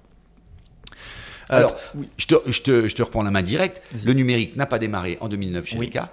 Il a démarré en 2009, raccord à la philosophie Leica du 24-36, parce qu'on a oublié quelque chose d'important. Dis-moi. dans l'histoire, c'est Leica qui a inventé le 24-36. C'est-à-dire que le format 24-36 a été inventé en photographie par Leica, c'est-à-dire que c'est la première fois Oscar Barnack qui a pris le film 35 mm du cinéma des Frères Lumière et qui l'a utilisé à l'horizontale. Le format du cinéma encore aujourd'hui, tu l'as sur tes capteurs, tu sais que c'est un demi-format, donc ce qu'on appelle le Super 35, c'est du 18-24, on va arrondir, et le 24-36, c'est 18-24 multiplié par 2. Donc c'est le film qui est utilisé à la verticale en déroulant 35 mm dans une caméra, ben là il est mis à l'horizontale, et donc 18-24 multiplié par 2, ça fait bien 24 par 36. Et donc cette image, ce film, utilisé au maximum de ses possibilités en termes de surface, puisqu'il y a l'écran en haut et en bas, donc on ne peut pas faire au-delà de ça parce que l'écran gêne, et bien en fait le gros slogan de l'époque c'était petit appareil, petit film, grande image. C'est-à-dire qu'il fallait faire des optiques exceptionnelles pour pouvoir, avec un petit film, une petite surface sensible, avoir l'équivalent de ce qu'on était capable de faire avec un film de 120, 6-9 ou avec une chambre. Alors évidemment que les rendus et tout ça ne sont pas de l'équivalent d'une chambre. Mais le but du jeu, c'était ça, le slogan. Et aujourd'hui, ce qui est fou, c'est que la pellicule aussi a été inventée par Leica, parce qu'elle correspond au format du Leica 1, pardon. Et ben en fait, ce Leica 1 qui avait cette taille avec ce film a aussi provoqué par exemple le fait que tu avais 36 poses. Si ton Leica avait été plus gros, tu aurais peut-être eu un jour dans tes films la possibilité d'avoir 50 poses. Et donc les 36 poses viennent aussi un petit peu de là. Et puis ce format aurait pu aussi tomber en désuétude. C'est dingue. Aujourd'hui, l'histoire fait qu'encore sur un full frame, on appelle ça full frame, ça reste du 24-36. On aurait pu inventer n'importe quel autre format. Le micro 4 tiers n'a pas vraiment explosé, le pouce n'a pas explosé, les autres formats, la PSC n'a pas obligatoirement explosé, et donc aujourd'hui ça reste le format dit standard. Donc ça c'est l'histoire et c'est Leica. Ce qui est assez dingue du coup de voir dans tout ça, c'est que si tu t'intéresses à l'histoire de Leica, tu t'intéresses à l'histoire de la photo en général, parce que là toutes les connexions, toutes les passerelles, c'est assez dingue là ce que tu me racontes. Moi c'est ce qui me passionne, c'est que quand je fais aujourd'hui je suis capable de faire une conférence dans les écoles ou dans les agences de presse ou autres, où je parle de la culture de la photographie. En fait je suis obligé de parler de Leica, c'est-à-dire en fait les gens disent c'est pas une présentation marketing, parce qu'en fait, moi, je ne parle pas de Leica, je parle de la photo. Mais vu que Leica a accompagné pendant 150 ans la photo, c'est incontournable. Ouais, carrément. Alors, il y a d'autres marques qui l'ont fait, mais pas autant que Leica, jamais. Par exemple, Zeiss n'a jamais beaucoup produit de boîtiers. Au début, ils en ont produit, et ensuite, n'ont pas continué dans le temps. Rollet a vivoté à des moments, est tombé en désuétude aujourd'hui. Et donc, cette histoire, avec cette durée, il n'y a que Leitz et il n'y a que Leica. Effectivement, et je faisais le parallèle à par exemple une marque récente, alors je fais les guillemets quand je dis ça, c'est Sony dans la photographie je veux dire, quand je m'intéresse à Sony pour par exemple des podcasts et tout, alors je vais pas me faire des amis, mais l'histoire de Sony est moins importante, elle est plus courte, elle est plus ils sont en train d'écrire l'histoire aujourd'hui, mais c'est... Mais oui, mais l'histoire, tu sais, moi j'ai bossé pour Sony, avant que tous mes collègues de Sony actuels y bossent. Moi j'ai bossé chez Sony à l'âge de 25 ans, je faisais des démonstrations, j'étais déjà clown, je travaillais pour la Betacam, je travaillais pour le HI8 quand il est sorti, le 8, donc ils ont inventé énormément de choses, mais pas dans la photographie. Sony c'est le Walkman, Sony c'est le Discman, Sony c'est le support Umatic, le Betacam, toutes ces choses-là, mais c'est pas de la photographie. Le Blu-ray plus tard. Mais par contre, chose toute bête et que je mets en exergue auprès des jeunes, c'est qu'aujourd'hui, et pas qu'auprès des jeunes parce que les anciens ne l'intellectualisent pas non plus, c'est qu'aujourd'hui, nos appareils photo sont des caméras, sont des caméscopes. Oui. Ce ne sont plus, au sens propre du terme, des appareils photo comme avant. C'est pas la fameuse boîte, c'est une boîte avec plein d'électronique dedans et avec de la vidéo qui est figée, mais ça reste le concept de la vidéo. Effectivement. Voilà. Et Sony a une grande expérience de la vidéo pour le coup. Exactement. Et l'autre qui est en face, c'est l'autre géant japonais, Panasonic. Et on peut faire un clin d'œil d'ailleurs, que je fais souvent, c'est que, ayant bossé pour Sony il y a très très très très longtemps, il y a 40 ans quasiment, et tous ces gens-là, pour arriver en photo, ont été dragués les Allemands, les marques allemandes, pour se légitimer, entre guillemets, dans le monde de la photo. C'est pour ça que les montures L chez Panasonic, par exemple ? Eh ben oui. Donc, très tôt, il y a 25 ans ou 30 ans, Panasonic est allé, on va dire, travailler en collaboration avec Leitz, avec Leica. Ouais. Donc, on a des objectifs Leica qu'on appelait à l'époque d'Icomar, par exemple, sur des projecteurs vidéo, sur les caméras professionnelles Panasonic. Zeiss, Sony est allé chercher Zeiss. Et rappelez-vous, il y a une marque qu'on a complètement oubliée, mais c'est pareil, moi j'aime l'histoire. Rappelez-vous, il y a 10 ans ou il y a 15 ans, il y avait une marque coréenne qui est arrivée dans le monde de la photo, qui a essayé que pendant 3-4 ans, qui est repartie aussi vite qu'elle est arrivée, Samsung. Samsung avait un salon, au salon de la photo, il y a environ 15 ans de ça, Samsung avait un stand aussi gros que Panay, aussi gros que Sony. Et ils sont restés 2 ans, et ils ont arrêté, ils sont je ne savais même pas. Et qu'a fait Samsung? La même chose que Sony, la même chose que Panasonic. Ils sont adossés l'image de la photo allemande, ils s'étaient adossés à Schneider. Donc sur un Samsung, il y avait des optiques, entre guillemets, en collaboration avec Schneider Kreuznach. Donc voilà, cette histoire-là, elle montre bien l'intelligence de ces grandes marques qui viennent s'adosser à une histoire, à un savoir-faire aussi, et qui permettent de faire grandir leur marque. Sony travaille et a racheté Konica et Minolta, donc la monture Minolta et les structures des objectifs G, souvent sont des designs qui existent déjà depuis très longtemps chez Minolta. Effectivement. Voilà. Où c'est qu'on en est du coup, l'arrivée du numérique? Alors oui, l'arrivée du numérique. Mais du coup, parce que ça passe vite et j'ai encore des questions à te poser qui m'intéressent énormément, tu verras. On va peut-être avancer un peu plus sur le Leica, sur l'historique de Leica, je veux dire, en parlant surtout de l'actualité. Parce que là, on est arrivé au numérique, il y a eu des choses, hein, par exemple, Leica et le moyen format, ça m'aurait intéressé que tu m'en parles. On le fera un autre jour. On le fera un autre jour, parce que le moyen format m'intéresse beaucoup. Aujourd'hui, on en est où avec Leica? C'est quoi les différentes gammes qui existent chez Leica? Les gammes, si tu veux, c'est pareil. Chez nous, il y a une logique qui est de toujours rester en rapport avec l'histoire, mais on a quand même, il ne faut pas l'oublier, toujours été assez avant-gardiste sur plein de choses, mais la technologie du moment ne le permet pas. Si on revient 1 minute sur l'arrivée du M9, pourquoi le M9 n'arrive qu'en 2009 ? C'est parce que jusque-là, personne n'est capable de faire des capteurs avec une qualité qui va permettre d'avoir devant, justement, un objectif avec un si faible tirage. C'est-à-dire que la fameuse distance pose problème sur le capteur, les rayons incidents au niveau des pixels posent problème. Donc, Leica, en collaboration avec Kodak, invente le système des micro-lentilles sur chaque pixel, qui est ensuite diffusé chez tout le monde. Mais ça, nous, on est obligé de l'inventer parce que on n'a pas la possibilité de faire autrement. Sinon, on ne peut pas avoir un format 24-36 sur nos appareils. Le capteur n'est pas capable de faire ça bien. Donc, on commence par un M8, dans les années 2006 en numérique, mais qui frustre les leicaïstes. Pourquoi ? Parce qu'en fait, c'est un format APS-H, donc toutes les optiques sont transformées et tout, mais ça reste déjà un Leica M. C'est pas un grand succès, mais on est déjà là. Par contre, le M9, le succès, c'est qu'au moment où sort le M9, il faut savoir qu'en face, il y a le D3, par exemple, de chez Nikon, et que c'est un 12 millions, le M9 est un 18 millions, ça pèse 1,4 kg. Le M9 pèse 580 grammes.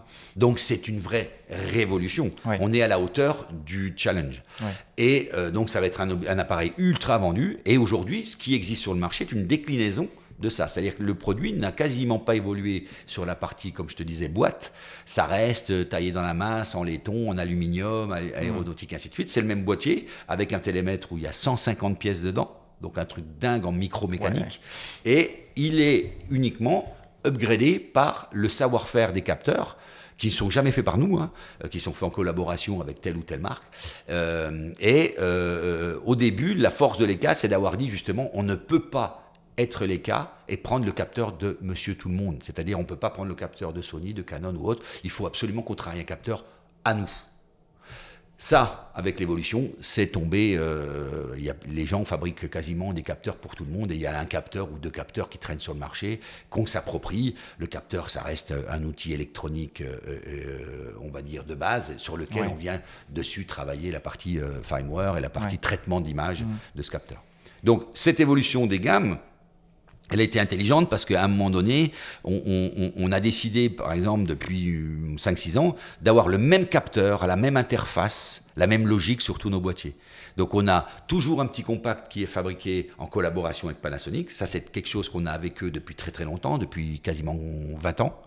Parce qu'on n'était pas capable de faire un produit comme ça en Allemagne avec un prix intéressant. Donc c'est des gens, il y a des ingénieurs de chez Leica, chez Pana et vice-versa. La L2 Alliance, L-Mount Alliance, L2 Alliance, L2, ça veut dire Lumix Leica. D'accord. Je savais que c'est quelque chose que j'ai appris il n'y a pas longtemps. Oui. Je flambe, mais j'ai appris ça il y a 2-3 ans. Oui, voilà, le nom, je ne savais pas du tout. Voilà. L2, donc cette L2 technologie, c'est vraiment de la collab étroite entre Panasonic et Leica. C'est vraiment pas, c'est pas comme ça, on achète des droits ou ceci. Non, il y a de la collab vraiment technologique permanente entre les deux marques. Et puis, ouvrir cette baïonnette ensuite à Sigma et à Blackmagic depuis peu, à des gens comme ça. Voilà. La différence aussi de gamme, c'est le fait de dire on est aujourd'hui capable de fabriquer des boîtiers pour plein de gens différents, mais gardons cette logique de dire l'image des Leica doit rester la même. Donc devant, on a des optiques toujours de qualité extraordinaire. Ce qui fait évidemment un prix un peu plus élevé, parce que l'optique, comme on l'a dit au début, elle pèse dans le prix du boîtier. Et quand tu vois la dernière série des Q, qui est vraiment un boîtier qui nous a ouvert le marché de façon extraordinaire, je pense que peu de gens chez nous pensaient que le Q allait être un tel succès. C'est une philosophie de M, mais avec une optique intégrée qui n'est pas interchangeable. Et cette optique, elle est tellement bonne qu'en fait, avec une optique comme ça et un capteur derrière qui va être exceptionnel, on va pouvoir faire des choses qu'on peut faire avec un zoom. Donc on oublie le sac fourre-tout, on oublie les 3 optiques, on part qu'avec ça, et du coup, en partant avec ça, on revient à l'essence même de la photo, de Cartier-Bresson, qui a toujours travaillé qu'avec son 50 dans sa vie, et donc au fait de se dire, l'important de la photo, c'est quoi? L'instant décisif, le sujet et le cadre. Le cadre et l'intention. Après le reste, c'est de la techno, comme on l'a dit tout à l'heure. C'est le plus léger qu'on puisse trouver chez Leica, le Q, ça c'est sûr. Ouais. Si tu comptes l'optique qui est devant, il a quand même un 28 mm 1.7, le nouveau un 43 apochromatique. C'est pareil, c'est des choses toutes bêtes. Alors, apochromatique, est-ce que tu peux expliquer? Justement, ça c'est quelque chose que Leica très très vite a mis en exergue. L'asphérique, par exemple, Leica était le premier à sortir dans l'histoire des optiques asphériques en grand public. Leica était le premier à utiliser le traitement à peau sur des boîtiers en grand public. Pourquoi? Parce que en fait, la peau, tout le monde, l'apochromatisme, c'est une technologie de traitement qui fait qu'en fait, tous les rayons lumineux arrivent au même endroit, sont focalisés au même endroit. Et la colorimétrie, donc la diffraction de la lumière R, V, la séparation de la lumière rouge, vert, bleu, est pareil, focalisée au même endroit. Sinon, il peut y avoir une petite altération qui crée des franges, qui crée des problèmes de colorimétrie, parce que les 3 couleurs RGB ne viennent pas taper au même endroit sur la surface sensible. Donc ça, on s'en fout quand on travaille avec des définitions moyennes. Mais aujourd'hui, ça a tout son intérêt quand on travaille avec un 60 millions. Oui. Ça veut dire qu'aujourd'hui, un 60 millions mérite qu'on lui mette ça devant, mérite d'avoir à manger cette qualité. C'est-à-dire qu'on procure à manger au capteur de 60 millions le maximum de ce qu'on peut lui faire. Ça, c'était quelque chose qui était utilisé par toutes les marques sur les téléobjectifs. Aujourd'hui, quand vous achetez des verres LD, des verres à faible dispersion, des traitements fluorés, des choses comme ça sur des télés, c'est parce que dans un télé, il y a beaucoup de lentilles, qu'il y a de l'altération et qu'on est obligé de mettre ces traitements, sinon on aurait une image merdique derrière. Et donc, nous, on justifie que ça peut être fait et que ça doit être fait pour la qualité sur une focale courte. On est les seuls à avoir ça sur des focales courtes. Parce que le capteur est immense. C'est le même que les autres, mais parce qu'on justifie qu'il mérite cette qualité. C'est-à-dire qu'on a un 21 à peau, 28, 35, 50, 75, 90 à peau. Personne n'a ça sur le marché. Et donc le dernier, Q3 43, a une logique aussi comme ça, de se dire on va y mettre la meilleure optique possible. En plus, c'est le clin d'œil 1,43. Pourquoi? Parce que c'est la diagonale exacte du 24-36. Donc c'est l'optique, l'objectif, entre guillemets, absolu, parce que zéro déformation, la plus proche du regard de l'œil, et ainsi de suite. Voilà. Donc apochromatique 43 sur le dernier Q3. Ça a du sens. Ouais. Et c'est du jusque-boutisme, c'est ce que j'aime chez Leica. Parce que ce jusque-boutisme, il est à chaque fois raisonné. Alors raisonné, il est raisonné ou non, parce qu'il provoque un prix. Donc après, est-ce que c'est raisonnable de? J'en sais rien, ça c'est un autre débat. Par contre, à chaque fois, c'est le meilleur pour votre œil. C'est la possibilité à l'instant T de vous sortir ce qu'il vous faut pour avoir la meilleure image avec les meilleures connaissances actuelles. C'est marrant parce que je suis d'accord avec ça. En plus, vraiment, enfin, je n'allais pas être d'accord, c'est un fait. Les autres marques te diront que nous aussi, on cherche l'excellence. Tu penses que c'est ce qu'ils se disent alors vraiment, je fais un cas général, hein, je parle des... Non, moi je pense qu'il y a l'excellence aussi chez les autres. Hein, mais après, ce qu'on oublie souvent, c'est que l'excellence, il y a un côté un peu snob des fois, ou corporatisme, ou communautarisme, je ne sais quoi. C'est-à-dire que l'ECA est toujours à part. L'ECA est toujours à part.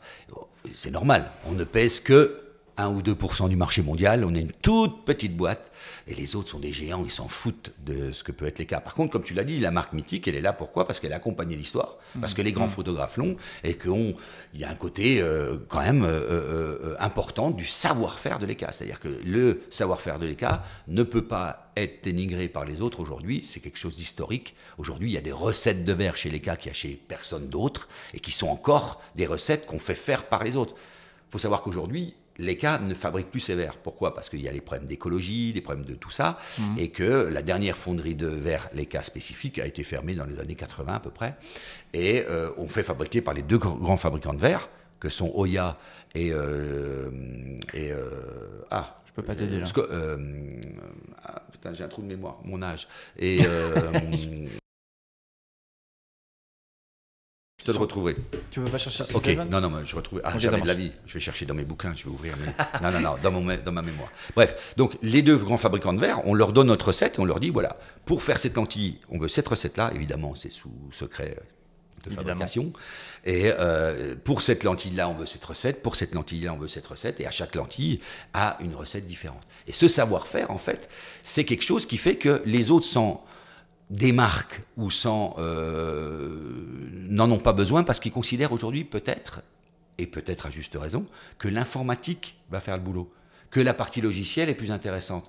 Et on peut avoir un débat énorme sur l'IA, l'HDR et toutes ces choses-là. C'est des choses qui, chez nous, ont moins de sens parce qu'on considère que l'image est faite par l'objectif, que la photographie, c'est écrire avec la lumière, on amène cette lumière à un endroit, mais qu'après on ne la travestit pas. Après, il y a l'évolution de le travestir. Chez les cas, on considère que c'est le logiciel et l'ordinateur et la post-prod qui va le faire. Chez d'autres, à terme, ça sera dans le boîtier. C'est déjà le cas. C'est déjà le cas. C'est en train d'arriver. Peut-être, je le disais hier soir, on peut peut-être subodorer que dans 2 ans, tu parleras à ton boîtier, tu lui demanderas d'enlever la casquette à Thomas ou de lui enlever sa barbe. Et c'est le boîtier qui le fera direct, parce que tu lui auras parlé. Et l'IA sera connectée. Donc c'est des choses auxquelles on peut penser, mais ce n'est pas la démarche de l'ECA. À l'instant T. Ça pourra peut-être évoluer. Justement, quelque part, faudrait pas. Quelque part, faudrait pas. Mais on a l'avantage d'avoir des vrais patrons depuis très très longtemps qui sont un peu des philanthropes et qui vont au bout du bout en disant des fois aux gens du marketing, non, ça, oubliez, on va faire comme ça, on va continuer à faire ça. Alors justement, tu vois, j'avais une question un petit peu plus tard dans mon plan de podcast qui était pourquoi Leica est une marque chère. Et tu y as répondu, je pense, à mon sens, c'est parfaitement clair. Mais du coup, j'ai une autre question qui est quand on s'intéresse à la photo, qu'on est jeune, qu'on n'a pas un rond et qu'on a envie d'avoir un Leica, en fait, c'est pas possible. Là où les autres marques... Tu peux avoir un Leica, mais justement, ne focalisons pas sur le dernier cri.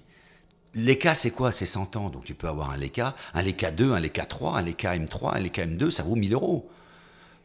Est-ce que ça satisfait le fameux client qui veut un Leica? Le problème, tu sais, c'est qu'on a vu des choses assez extraordinaires. On a eu ce fameux Covid. Oui.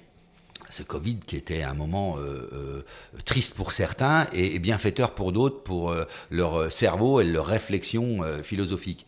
On a des clients qui étaient chez eux, qui ne savaient pas quoi faire, qui avaient un peu d'oseille, qui avaient un peu de sous, et qui ont acheté des Leica sur Internet. Mais qui ont acheté des Leica M, et qui ensuite, moi, je les avais au téléphone ou en visio, et ils me disaient, monsieur, j'ai un Leica M, je n'ai pas trouvé où on mettait en marche l'autofocus. Donc tu comprends la démarche. C'est-à-dire qu'ils ont acheté un Leica, une fortune, 10, 15, 12, une certaine somme, Mais ils ont pas acheté le produit en sachant. Ils ont acheté la marque, la fameuse marque mythique. Mais non. Aujourd'hui, tu peux acheter un autofocus, tu peux acheter un mécanique, tu peux acheter un manuel, mais tu peux aussi acheter l'histoire. Tu peux acheter une vieille optique que tu vas mettre sur un autre boîtier récent. Tu peux acheter un vieux produit qui va marcher de façon extraordinairement bien parce que c'est de la mécanique, que c'est toujours réparable. Aujourd'hui, un appareil qui a 70 ans, tu vas l'emmener chez le réparateur, il te le répare, il repart comme avant. Et si tu veux un numérique? Alors, si on oublie l'argent. Si tu veux un numérique, Thomas, aujourd'hui, on est les seuls à avoir des appareils numériques qui ont quasiment 20 ans dans des vitrines. Tu ne trouves plus de Nikon D1 dans des vitrines, tu ne trouves plus de Canon, il n'y avait pas encore de Sony, donc il faut s'imaginer, oui, c'est vrai. quasiment. Et ça, aujourd'hui, tu trouves des M9, tu trouves des M8, il y a des gens qui achètent des M8 d'occasion dans des vitrines, ça vaut 1000 €. Alors c'est plus réparable, attention, parce que là, du coup, c'est pas de l'obsolescence programmée, mais c'est les fabricants qui ne fabriquant plus, puisqu'on travaille avec des gens qui ont la connaissance, c'est-à-dire par exemple la partie informatique, la partie puce, la partie capteur, ils ne sont pas fabriqués chez nous. Donc automatiquement, si eux ne les fabriquent plus, on ne va pas pouvoir les réparer. On l'a pu pendant un long moment. Le M9, par exemple, est un appareil qui a été réparé pendant 15 ans. Plein d'autres marques, au bout de 10 ans, disent plus réparable. Oui. Donc, ça veut dire que cette partie mécanique, elle est toujours réparable. Et la partie électronique qui est dedans, elle ne l'est plus. C'est-à-dire que si sur ton M9 ou ton M8, la partie télémétrique est en panne ou a été déréglée, elle est réparable. C'est-à-dire que c'est comme une montre, il y a 150 pièces dedans, mécanique, optomécanique. Et bien, si elle tombe en panne, cette partie, elle est réparable. Elle sera réparable encore dans 100 ans. Ok, d'accord. Par contre, le capteur, s'il n'y en a plus, il n'y en a plus. Oui, bien sûr. Ou alors, on en a stocké, mais combien on en a stocké, suffisamment ou pas? Voilà. D'ailleurs, les capteurs, arrête-moi si je me trompe, on n'a pas du tout la connaissance de la durée de vie d'un capteur numérique. Non, mais on a de l'expérience avec le vécu. On a des capteurs aujourd'hui qui fonctionnent, qui ont que 30 ans. Oui, mais justement, on n'a pas des capteurs... on ne sait pas. Oui, voilà, on ne sait pas. C'est ça qui est fou. On ne peut pas le savoir. Pour un truc numérique, c'est quand même assez fou. Rappelez-vous, moi, j'ai commencé le numérique au tout début. Et j'avais, par exemple, des appareils qui faisaient 400 000 pixels. D'accord, vous imaginez. Oui. D'accord. Les cartes faisaient 16 mégas. Ok. C'est même pas une photo aujourd'hui. Voilà. Et à l'époque, il y a eu la grande discussion, par exemple, on peut faire ce parallèle avec l'impression numérique. Ouais. Ça tiendra jamais, et ainsi de suite. Ben, en fait, on se rend compte qu'aujourd'hui, on a des tirages imprimés par des bonnes Epson, avec de la bonne encre, avec des bons papiers encapsulés, qui ont 35-40 ans et qui existent encore, les tirages, et qui ne doivent pas bouger d'un poil. Évidemment que si tu les mets au soleil, ils bougent comme une photo argentique, ou plus vite, mais ce n'était pas le but du jeu. Mais si tu les as dans un album, elles n'ont pas bougé non plus. Et ça, c'est le temps qui fait son œuvre et qui fait que finalement, on a des fois fantasmé, des fois pas fantasmé. Et que je pense qu'un capteur, s'il est bien entretenu, s'il n'y a pas de problème d'humidité, s'il n'y a pas de problème de choses comme ça, il n'y a pas de raison que la partie photosensible s'abîme. Tout à fait. J'ai une question, enfin un sujet plutôt, c'est même pas une question, c'est un sujet qui me passionne, que je pose à tous mes invités et justement j'aimerais avoir ton avis. Ça t'a pas échappé, l'arrivée de l'intelligence artificielle. Alors, on va pas parler de l'intelligence artificielle au global, mais plus l'IA générative d'images, parce que là ça concerne les métiers de l'image. C'est quoi ton avis dessus, sur l'IA générative? Et peut-être aussi, si tu peux le dire, ou si c'est même en discussion, je ne sais pas, chez l'EICA, quelle est la position de l'EICA par rapport à ça? Comment il le voit venir? Alors, il y a un petit clin d'œil là, c'est que tu n'es pas allé assez loin dans ton travail. Le dernier M11P est le seul appareil au monde, aujourd'hui, à avoir intégré un concept qui est le CAI de certification. Je voulais t'en parler avant. Voilà. Donc ça fait partie de ça.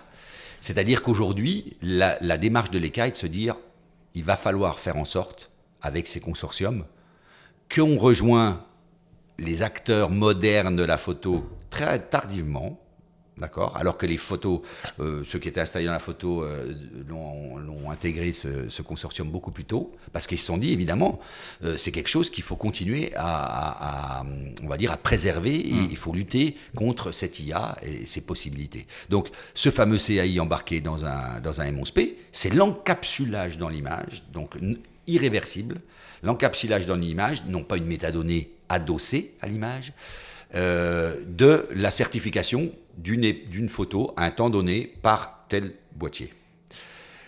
L'IA générative, moi, j'ai pas de problème avec ça. C'est-à-dire que j'ai jamais de problème avec rien. Le problème, c'est de dire les choses. D'être transparent, tu veux dire? D'être transparent. Si je sais que demain, tous les artistes à Paris Photo vendent des photos des millions d'euros parce qu'ils l'ont fait avec de l'IA, pour moi, c'est plus de la photo instant décisif, photographie au sens propre du terme. Ce qu'il faudrait faire, si on était intelligent, mais je ne suis pas plus intelligent que les autres, donc c'est pas à moi de le faire, ça. Mais peut-être, je ne sais pas, l'Académie des Beaux-Arts, des gens comme ça, c'est de donner un nouveau nom à ça. C'est-à-dire de ne pas l'appeler de la photographie, de lui donner un nouveau nom. Il y a un graphie, un graphie, voilà. Et si on dit ça, j'ai aucun problème. C'est-à-dire qu'on peut faire une œuvre d'art, on peut aussi peut-être à terme dire, comme on l'a fait, à juste raison, rappelez-vous la lutte qu'il y a eu pour l'anorexie sur toutes les photos de mode depuis 20 ans, où il y a marqué « attention, photo retouchée ». Ça, c'est un problème de société aussi. Les gamines voulaient toutes ressembler à Kate Moss, et en fait, non, Kate Moss, elle était mince, anorexique, et en plus on la remodifiait avec du Photoshop. Donc il fallait expliquer à tout le monde que cette image elle était retouchée. Aujourd'hui tu peux regarder dans chaque abribus, toutes les images qui sont là, elles sont marquées photo retouchée. Effectivement. Donc du coup on ne peut pas tromper les gens. Si on dit que cette IA elle a été faite et qu'elle est magnifique, que je dis je veux Thomas sans casquette avec des cheveux longs et puis une robe, et puis qu'il me la sort et que l'image est superbe parce qu'il a travaillé avec ce savoir-faire, et ben tant mieux. Tant mieux. Mais il faut qu'on le sache, que c'est une image générée à base d'IA. Et moi, ça me pose pas de problème. C'est pas encore tout à fait le cas aujourd'hui. Alors justement, je voulais en parler de ce certificat, parce que Leica est la première marque à l'avoir inclus dans ces images. D'ailleurs, petite parenthèse, est-ce que d'autres marques ont rejoint Ça y est, toutes les marques l'ont rejoint le consortium. Ouais. Personne ne l'a mis dans un boîtier aujourd'hui. Ouais, d'accord. Donc nous, ça fait donc un an, plus d'un an. Ouais, voilà, ouais. un an. Et ça y est, toutes les marques ont rejoint le consortium. Ok, d'accord. Donc les nouveaux boîtiers des autres marques, normalement, devraient... Ou pas. Nous, on va pas le mettre dans tous les boîtiers. Je pense pas qu'on va le mettre dans tous les boîtiers. d'accord. Je suis pas sûr. Non, mais je suis pas sûr. Je ne sais pas. Je peux pas te dire. Parce que justement... Là, je suis pas derrière le... Est-ce que ça a une raison d'être pour le grand public? Je sais pas. Parce que c'est plutôt professionnel pour être sûr que l'information... Est-ce que le grand public donne une information à quelqu'un? Est-ce que ça, c'est pas plus pro en disant la photo de Macron en doudoune ou du pape en doudoune, elle est fausse. Donc de ne pas faire croire au Père Noël aux gens parce qu'on informe de façon, entre guillemets, officielle. Donc est-ce que c'est un produit que pro ou pas? Ça peut être un débat aussi. Mais c'est justement ce que moi j'ai réfléchi à ce truc-là et je me dis il y a quand même une limite pour l'instant à ce certificat, c'est que justement, par exemple, je fais une photo avec le M11P, je la publie sur Instagram, personne va voir la connaissance de ce certificat qui authentifie la photographie. Alors tu vas me dire Instagram, c'est pas bien grave, c'est pas un organe de presse, mais je trouve que c'est une limite aujourd'hui encore. Après Thomas, tu sais qui va être obligé d'y passer le premier s'il y a une vraie démarche philosophique de le faire, c'est les téléphones. Puisque aujourd'hui, il faut savoir que 10, je n'ai pas les chiffres, mais ça serait intéressant de savoir. Tiens, tu vois, je vais les regarder ce soir en rentrant. Combien de photos sont faites par les téléphones versus les appareils photo? Je pense que 90% des photos mondiales à l'instant T sont faites par un téléphone. Il y a une anecdote là-dessus très drôle. Ah, dis-moi. Je fais un workshop avec Patrick Chauvel, on fait un festival où il est l'invité d'honneur et tout, on discute, on est à table. Et puis il dit, est-ce que vous savez que le premier jour des Gilets jaunes, il sort ça aux jeunes qui étaient autour, il y a eu plus de photos faites le premier jour des manifestations des Gilets jaunes que pendant toute la guerre du Vietnam. Ah oui, c'est dire... Et quelque part, ça m'étonne même pas en fait. Ça en dit long sur le marché de l'image en général aujourd'hui. C'est qu'on est tout image, tout est image. Tout le monde est photographe. Tout le monde est photographe, voilà, c'est exactement ça. Et il ne faut pas dénigrer parce que du coup, je pense que le niveau moyen de la photographie est monté. Si on prend le niveau moyen, avant ce qui était fait avec un Instamatic ou avec un petit, parce qu'il existait des appareils populaires, ou avec un disque, les petites photos, on oublie ce qu'il y a eu. Il y a eu des appareils qui faisaient des photos avec un disque, les Kodak disques, avec une toute petite surface sensible microscopique, qui était plus petite qu'un pouce aujourd'hui, ou d'un téléphone. Et donc ces images-là, à l'époque, étaient souvent de très très mauvaise qualité. Aujourd'hui, plein de gens font de très bonnes photos avec leur téléphone. Moi, perso, je ne sais pas faire, mais ça, c'est une question de génération. Après, toi comme moi, on est des passionnés d'image et on aime quand même aller dans le comment dire, dans la profondeur avec l'image. Une image qui sort d'un téléphone, tu peux pas l'utiliser comme on utilise les photos sorties de boîtiers professionnels. Il y a une limite. Ça se discute. Quand l'image apparaît sur ton téléphone, c'est très flatteur. Et c'est fait pour. Je pense que ça, c'est pas fait pour sortir de l'appareil avec lequel on a fait la photo. Oui, mais tu sais, les logiciels font tellement de boulot, on a parlé de ça tout à l'heure. Oui, Aujourd'hui, ils vont être capables les gigapixels, de te synthétiser tout ça, de te refaire une image correcte. Lelouch a bien démystifié le téléphone, hein, quand il a fait son film qu'avec l'iPhone. Hein. Donc voilà, t'imagines, les Rennais, tout ça devaient se retourner dans leur tombe, hein, les Chabrol et compagnie. Ah, René utiliserait l'iPhone aujourd'hui, j'en suis sûr. J'en suis sûr et certain. Mais oui, mais voilà, je veux dire, oui. Ne soyons pas... moi, il y a des fois, je suis un peu brut de pomme et un peu extrême. Mais si vraiment on travaille sérieusement et on pense sérieusement, on ne peut pas mettre au banc tout ça. Par contre, ce qu'il faut, c'est toujours pareil, éduquer. Parce que moi, ce que je reproche vraiment, c'est... mais on le sait parce qu'on a les copains communs sur les agences et tout, qui nous disent le manque de culture photographique, le manque de culture technique de la photographie quand on est professionnel. Ça, c'est pas normal, c'est pas possible. Aujourd'hui, il y a des gamins qui font des photos, qui deviennent pros comme ça en un clin d'œil parce qu'ils ont une cible et ils ont comment on appelle ça, une clientèle en face et une aura, mais ils ont zéro culture et ça, c'est pas possible. Il faut aller au bout. Ça vient des appareils de plus en plus performants et de plus en plus avec de plus en plus d'aide aux photographes. Exactement. Ça vient de là, les automatismes, l'IA qui n'est pas vraiment une IA, mais tout ce qui est reconnaissance pour l'autofocus, par exemple. Mais à nouveau, les anciens s'embarquent là-dedans. C'est-à-dire qu'à nouveau, Thomas, il y a des fois, les anciens sont pires que les jeunes.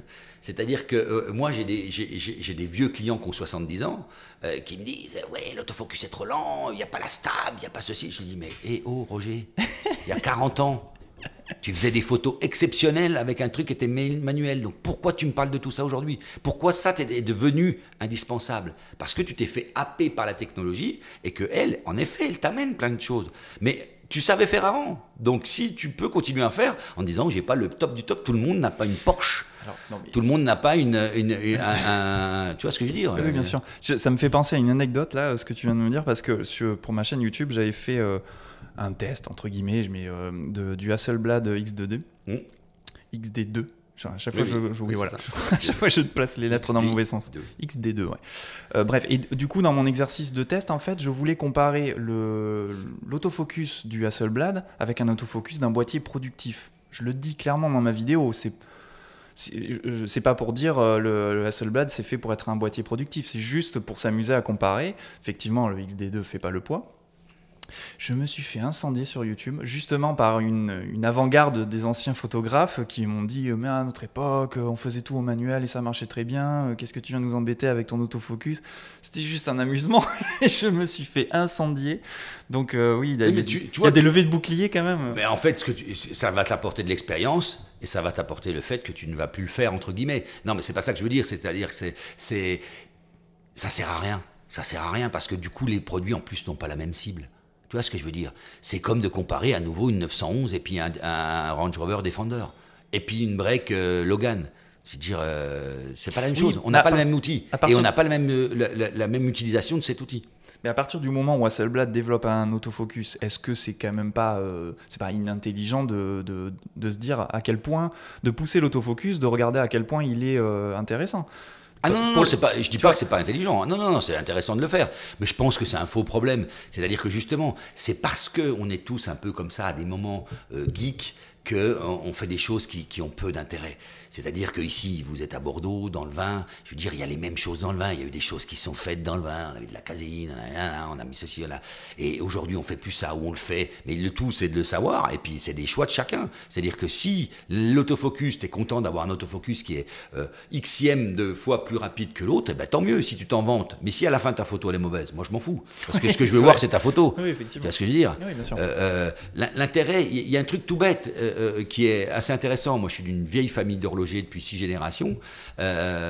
Donc, comme je vous disais, franc-comtois, aujourd'hui, le cas type de la montre, quasiment plus aucun gamin n'a des montres. Ce qui est logique, puisqu'ils ont un téléphone et qu'on voit l'heure. Et quand on a une montre, aujourd'hui, c'est un bijou. Et par contre, on est capable de mettre 1500, 2000, 3000, 4000 euros dans une montre, alors qu'elle ne sert à rien, puisque vous avez l'heure sur le téléphone.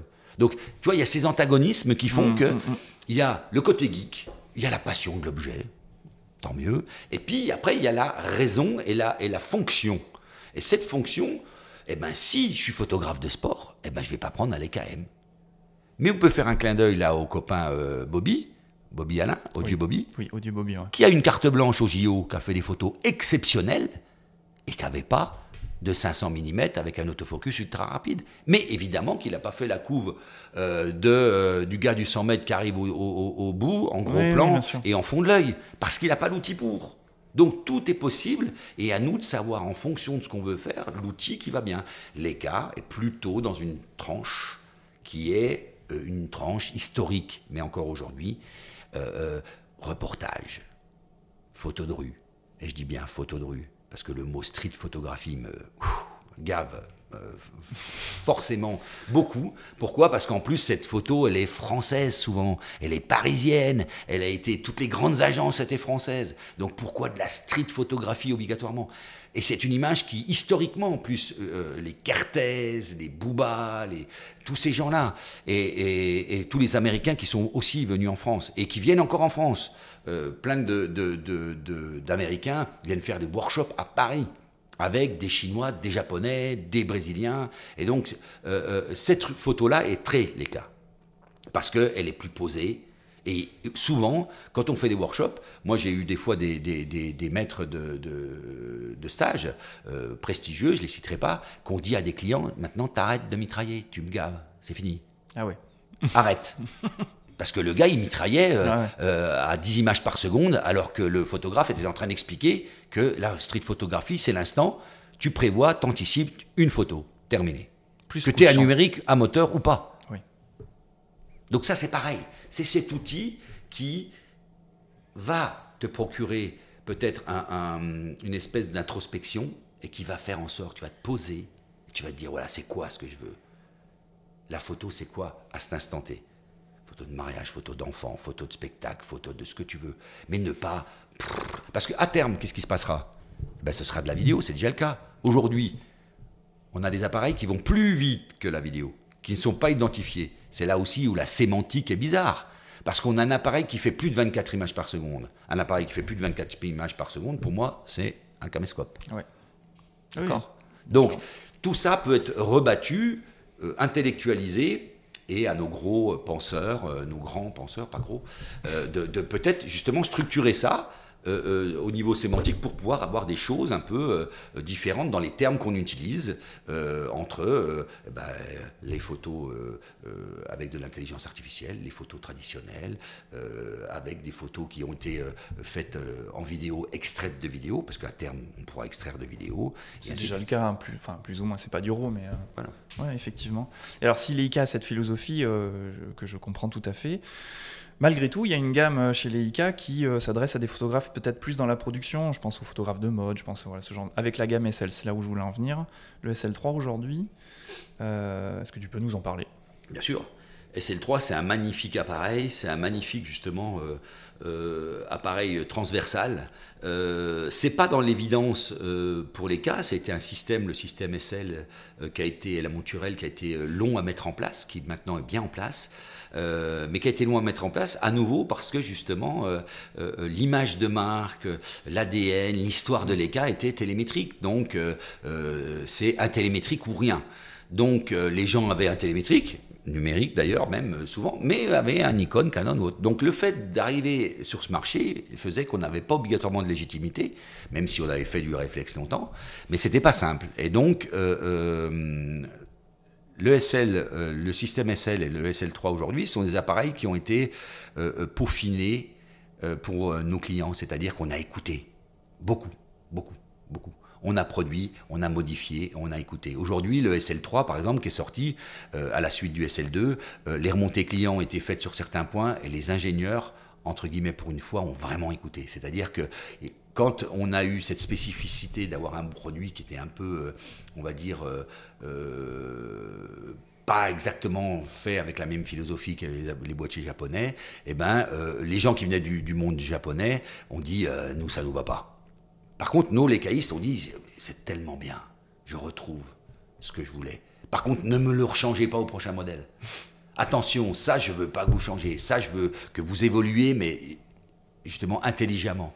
Et donc, exemple type, c'est ce que j'expliquais hier soir en conférence et que je leur ai montré visuellement. Exemple type, la vraie valeur du système SL, c'est sa visée. Sa visée qui utilise la même matrice que les autres marques, mais qui dès le début a été une visée qui a été travaillée de façon exceptionnelle sur sa qualité de prisme et sa qualité d'oculaire. C'est un prisme et un oculaire de type jumelle. Chez nous, on fabrique les plus belles jumelles aussi.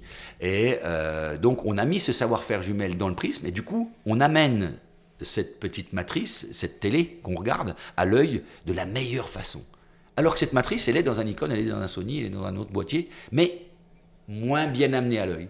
Et nous, on justifie que pour avoir le meilleur rendu, confort, c'est-à-dire pour regarder dans un Leica et se dire waouh, l'image est comme je la voulais à mon œil, eh ben on y a mis ce prisme.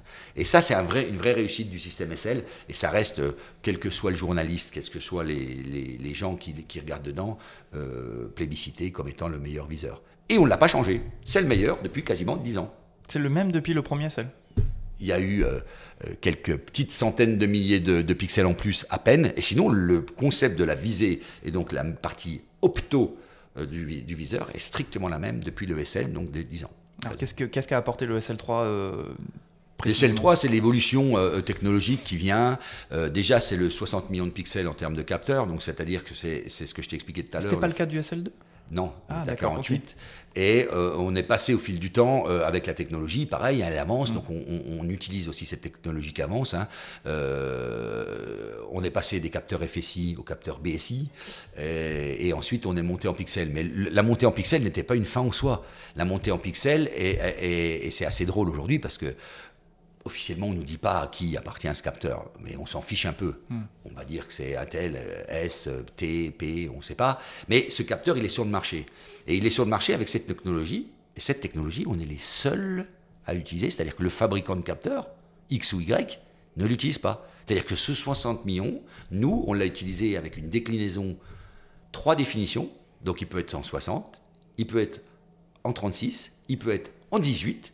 Et donc ce triple définition, à quoi il sert ? Eh bien, il sert justement à l'histoire de Leica. Il sert à, si on met une vieille optique qui n'est pas capable d'amener une information assez bonne à un 60, eh bien, vous le descendez en 38 ou vous le descendez en 36 ou en 18. Ouais, et donc, cette intelligence, entre guillemets, d'exploitation de ce qui est possible à faire aujourd'hui, eh bien, c'est mis dans le SL3, ce n'était pas dans le SL2, c'est dans le Q3, c'est dans le M. Donc, même capteur sur tous les boîtiers, même triple définition sur tous les boîtiers.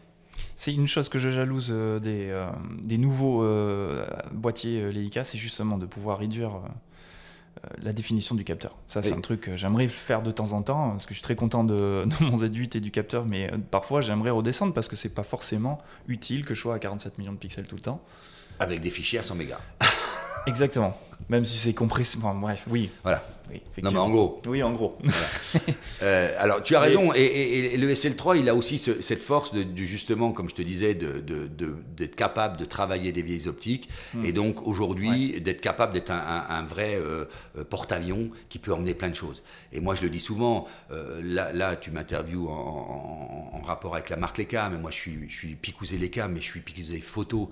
À la maison, j'ai 80 optiques de toutes les marques. Et quand je les mets, toutes ces marques, comme je te l'ai dit tout à l'heure, sur un Leica SL3 ou SL2, il me rend ce que avant j'avais comme rendu. C'est-à-dire que le 105-2.5 de 72 Nikkor, mon 50 Zuiko 1.4 de 80, il ressort sur un SL2 ou sur un SL3 comme à l'époque. Et ça, c'est ce que j'aime. Il n'y a pas de travestissement de la chose.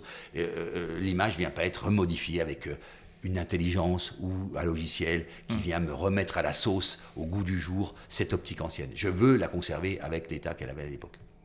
Je comprends, effectivement. Moi, je m'amuse aussi avec mes Nikkor des années 80-90. Et je suis très content de pouvoir jouer avec encore aujourd'hui et d'avoir des rendus effectivement complètement différents des objectifs d'aujourd'hui. Et c'est amusant. Voilà, tout à fait. Mais écoute, on arrive à la fin de ce podcast. Alors, est-ce que tu pourrais m'en dire plus sur l'actualité Leica, les projets à venir, même si ça c'est toujours compliqué avec les marques? Bah non, mais c'est que moi, en plus, je suis pas dans la production, donc j'ai pas ce que je dis à chaque fois, je le subodore, c'est-à-dire qu'on sait très bien on le sait, mais quand et comment. J'ai gagné des caisses de vin en pariant que tel ou tel boîtier ne sortirait pas. Et les clients m'ont dit, si, on a vu sur les rumeurs que ça allait sortir et tout. Et après, ils sont venus me livrer des caisses de vin.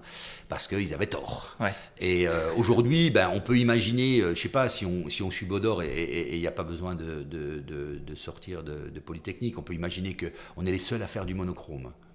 Donc, le monochrome, c'est une vraie fin en soi. C'est pareil, n'importe qui est capable de faire du monochrome. Leica le fait parce que c'est un plus pour le photographe. Le fait de dématricer le capteur, d'enlever la matrice de Bayer est un vrai plus en noir et blanc. Et qui ne l'a pas utilisé ne peut pas en juger. Utilisez tous, essayez tous, si vous aimez le noir et blanc, un monochrome. Qu'il soit Q, qu'il soit M, on s'en fout. Le monochrome, pour l'amoureux du noir et blanc, c'est l'absolu. Tu me fais baver, Voilà. J'ai pas eu l'occasion de... Et vous en avez l'occasion, donc vous pouvez trouver l'occasion. Bref, ce monochrome, il existe aujourd'hui sur la famille M, il existe en Q, mais en version d'avant, c'est-à-dire que c'est un Q2 monochrome. D'accord. On peut imaginer qu'à terme, 1 an et demi, 6 mois, je ne sais pas, il y aura un Q3 monochrome. Ça semble logique, parce que c'est un produit qui se vend énormément. Quand on l'est sorti pareil, on s'est dit, est-ce qu'il va trouver sa clientèle? Mais il l'a trouvé énormément. En Q, il l'a trouvé énormément. Il y a beaucoup de gens qui ont un Q2 monochrome. C'est étonnant. Moi, je suis un amoureux du noir et blanc, mais je veux dire, c'est comme ça, là, tu m'aurais demandé, est-ce qu'on va vendre beaucoup d'appareils qui font que du noir et blanc? C'est vrai que c'est pas gagné d'avance. Eh bien, parce que les gens ont réfléchi. Moi, j'ai des copains qui me disaient, ouais, tu sais, je vais pas prendre un monochrome parce que on sait jamais. Ouais, voilà, t'as pas la sensation d'avoir tous les choix possibles. Et je leur dis, mais Stéphane, rappelle-moi la dernière fois que tu as fait une photo couleur. Il y a 25 ans. Eh ben voilà, donc arrête de m'embêter et achète un monochrome. C'est ça aussi, tu vois, c'est le pragmatisme. Tu veux le top ou tu veux un petit peu moins que le top en te disant peut-être que, mais tu feras jamais le peut-être que. Donc voilà, on se mord la queue. Bon, puis finalement, la photo, c'est aussi des histoires de contraintes. Ça a toujours été des histoires de contraintes. Tout à fait. Donc c'est pas... Non, mais ça l'est moins maintenant, comme tu l'as dit, avec les boîtiers qui font tout. Donc, oui, qui viennent t'assister. Donc il y a moins de contraintes parce qu'ils font tout pour toi. Oui. Mais pas tout à l'excellence. Voilà. C'est tout polyvalence. Tout à fait. Oui. Ben ça, alors les évolutions pour le reste, moyen format, on en a parlé tout à l'heure, on n'a pas évoqué la chose. Moyen format, on a été avant-gardiste là-dessus. Depuis presque 20 ans aussi, puisque c'est sorti même avant le M9. Et aujourd'hui, il y a un trou, il n'y a pas de moyen format. Est-ce que ça se justifie ou pas? Je ne sais pas. Est-ce que si on en sort un, est-ce qu'il sera économiquement viable par rapport à Fuji, qui lui a intelligemment aussi, faut dire ce qui est, il faut être honnête. Fuji a choisi à un moment donné d'oublier le 24-36 et de ne faire que 2 gammes. Et voilà, ça a le mérite d'exister. Et ça démarque aussi. Et ça fonctionne très bien. Voilà, tout à fait. Donc ils ont la PSC d'un côté, ils ont le moyen format de l'autre côté. Hasselblad qui est moribond, hein, soyons pas méchants. Pourtant j'en rêve. Mais voilà, on a tous eu du blad, j'en ai encore. On a, voilà, quand je vois le Biogon en bas, je bave devant. C'est un peu dommage, je pense que c'est pareil. Aujourd'hui, la vulgarisation ou on va dire le fait de vouloir optimiser systématiquement des AF, des choses comme ça, ont fait que, par exemple, ils ont oublié les planards devant. Et que ce qui faisait la force d'un blad, c'était pas la boîte en métal qui était derrière, c'était l'objectif de devant. Donc cet objectif planard, aujourd'hui, il n'existe plus nulle part. Voilà. De cette qualité-là, avec ce rendu-là. Donc s'il y avait encore cette possibilité, évidemment, alors il y a des dos, des choses qui se mettent, mais bon, voilà. C'est pas la marque qui en tant que telle, est portée de cette façon-là. Et donc peut-être du moyen format, j'en sais rien. Si c'est hybride ou pas, ou enfin mirrorless ou à visée numérique, je ne sais pas. Le M, je pense qu'il aura toujours sa longue vie et il sera M 12, 13, 14, 15 parce qu'il y aura des petites évolutions, mais qui seront très très petites parce que sinon il ne s'appelle plus M. Les gens disent je veux un M numérique avec une visée numérique. Oui, mais ça ne sera plus un M puisque M c'est Messooker, télémétrie, visée claire. Donc ça sera un L, un S, un F, je ne sais pas quoi, mais ça ne sera plus un M. Donc c'est aussi ça, aujourd'hui, le Q est quelque part le M à visée numérique. Oui. Voilà. Alors est-ce qu'il y aura un Q à objectif interchangeable? J'en sais rien. Parce que du coup, il sera plus gros. Parce que le fait d'avoir un appareil... Ça sera plus un Q, du coup. Et ça sera plus un Q, exactement. Donc tu vois, si on réfléchit et qu'on anticipe tout ça et qu'on est intelligent, on se dit que, voilà, on a sorti, rappelez-vous, ou allez voir, pour certains, on a sorti un appareil extraordinaire il y a 10 ans de ça, le Leica T. Ouais. Exceptionnel en avance sur son temps, sur tous les points. Avec l'ADN Leica, de la micromécanique aussi, et du fraisage, de l'usinage du métal en aluminium. Cet appareil n'a pas marché. Pourquoi? Parce qu'il était trop moderne pour Leica. C'est-à-dire que ce n'était pas un Leica. Sony, Samsung, Pana l'auraient sorti, ils auraient fait un tabac. Écran tactile, grand écran de la taille d'à peu près d'un iPhone 15.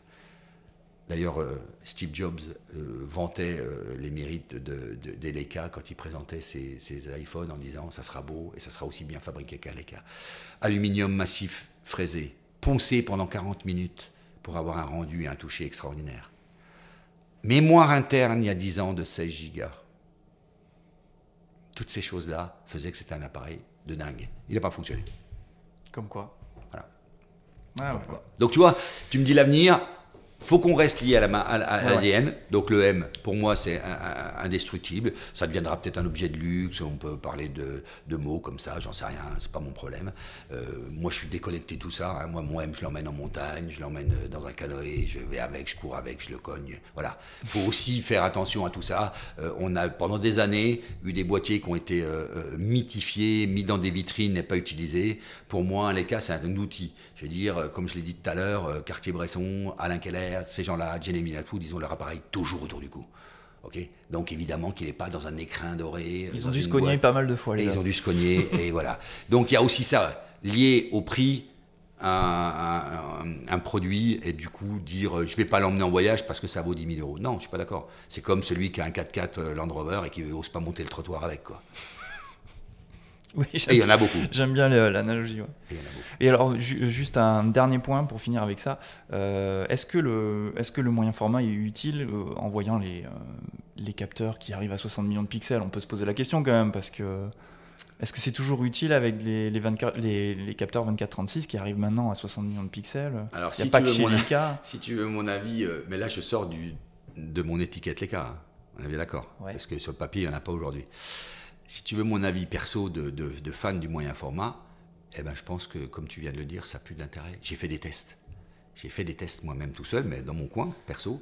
Donc là, on parle tout doucement parce que... Hein, eh ben, j'ai fait des tests avec la sortie du Q3 43, qui a une optique extraordinaire. Donc, qu'est-ce que j'ai dit? J'ai dit, je vais prendre ce qui existe en moyen format en face, 2-3 produits, et je vais faire le test. Eh ben, même sur la profondeur de champ, c'est quasiment pas visible. Pourquoi? Parce qu'en fait, la densité du capteur est la même. Quand tu as un 100 millions sur un format XY, moyen format, en fait, tu as la même densité de pixels que sur le 24-36. Et donc, ton cercle de confusion est quasiment le même. Et donc, ça se sent quasiment pas. Donc, à part ton fichier qui sera plus gros, mais versus les logiciels aujourd'hui, tu es capable de les gigapixeliser de façon X ou Y et donc de les upgrader. Mais sinon, sur le rendu, qu'est-ce qui faisait la force du moyen format? C'était vraiment le rendu de profondeur de champ à certains niveaux. Et ben voilà. Entre les deux. Et ben c'est très, très faible. Je vous conseille, si vous voulez tous, d'essayer et vous le verrez. Parce que moi, je suis très factuel. Je ne suis pas croyant, mais je suis comme saint Thomas par contre. Je crois que ce que je vois. Donc je teste, je vois et je dis est-ce que ça se justifie? Est-ce que, comme tu l'as dit, pas évident. Ouais, et je pense que je reviens au tout début, je pense qu'il faut mettre une optique de tuerie devant vos appareils. Et là, vous allez vous déconnecter de ce moyen format. C'est-à-dire qu'aujourd'hui, tu mets un Octilux 0,95 ou un Sumilux 1.4 avec un rendu de dingo en termes de rendu de bokeh, tu mets ça sur un 60 millions, tu auras une qualité de profondeur de champ qui sera quasiment équivalente à ce que tu avais avec un Blad et un Planard. Effectivement. Voilà. Je suis d'accord. En plus. Donc faites des tests, vous verrez. Oui, oui. Mais écoute Laurent, on approche de la fin de ce podcast, 1h37. Ouais. Je parle beaucoup. C'était exceptionnel. Qu'est-ce qu'on peut te souhaiter pour l'avenir?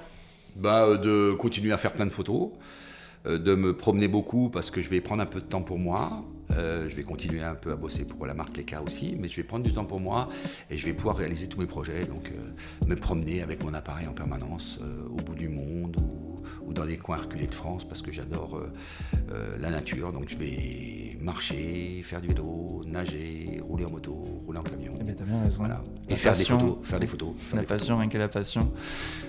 Écoute, merci beaucoup pour cet échange. C'était extrêmement intéressant. Ouais, on n'a pas tout évoqué, mais on manquait un tout petit peu de temps, en tout cas en ce qui me concerne. J'espère qu'on pourra se revoir pour discuter oui, il n'y a pas de souci. Écoute, merci Laurent. Je t'en prie. Et merci à vous, chers auditeurs, auditrices, de nous avoir écoutés. Et puis je vous dis à bientôt pour le prochain épisode. Il y en aura d'autres, il y en a qui sont en préparation. Je vous donne rendez-vous donc pour le prochain épisode. Salut! Salut!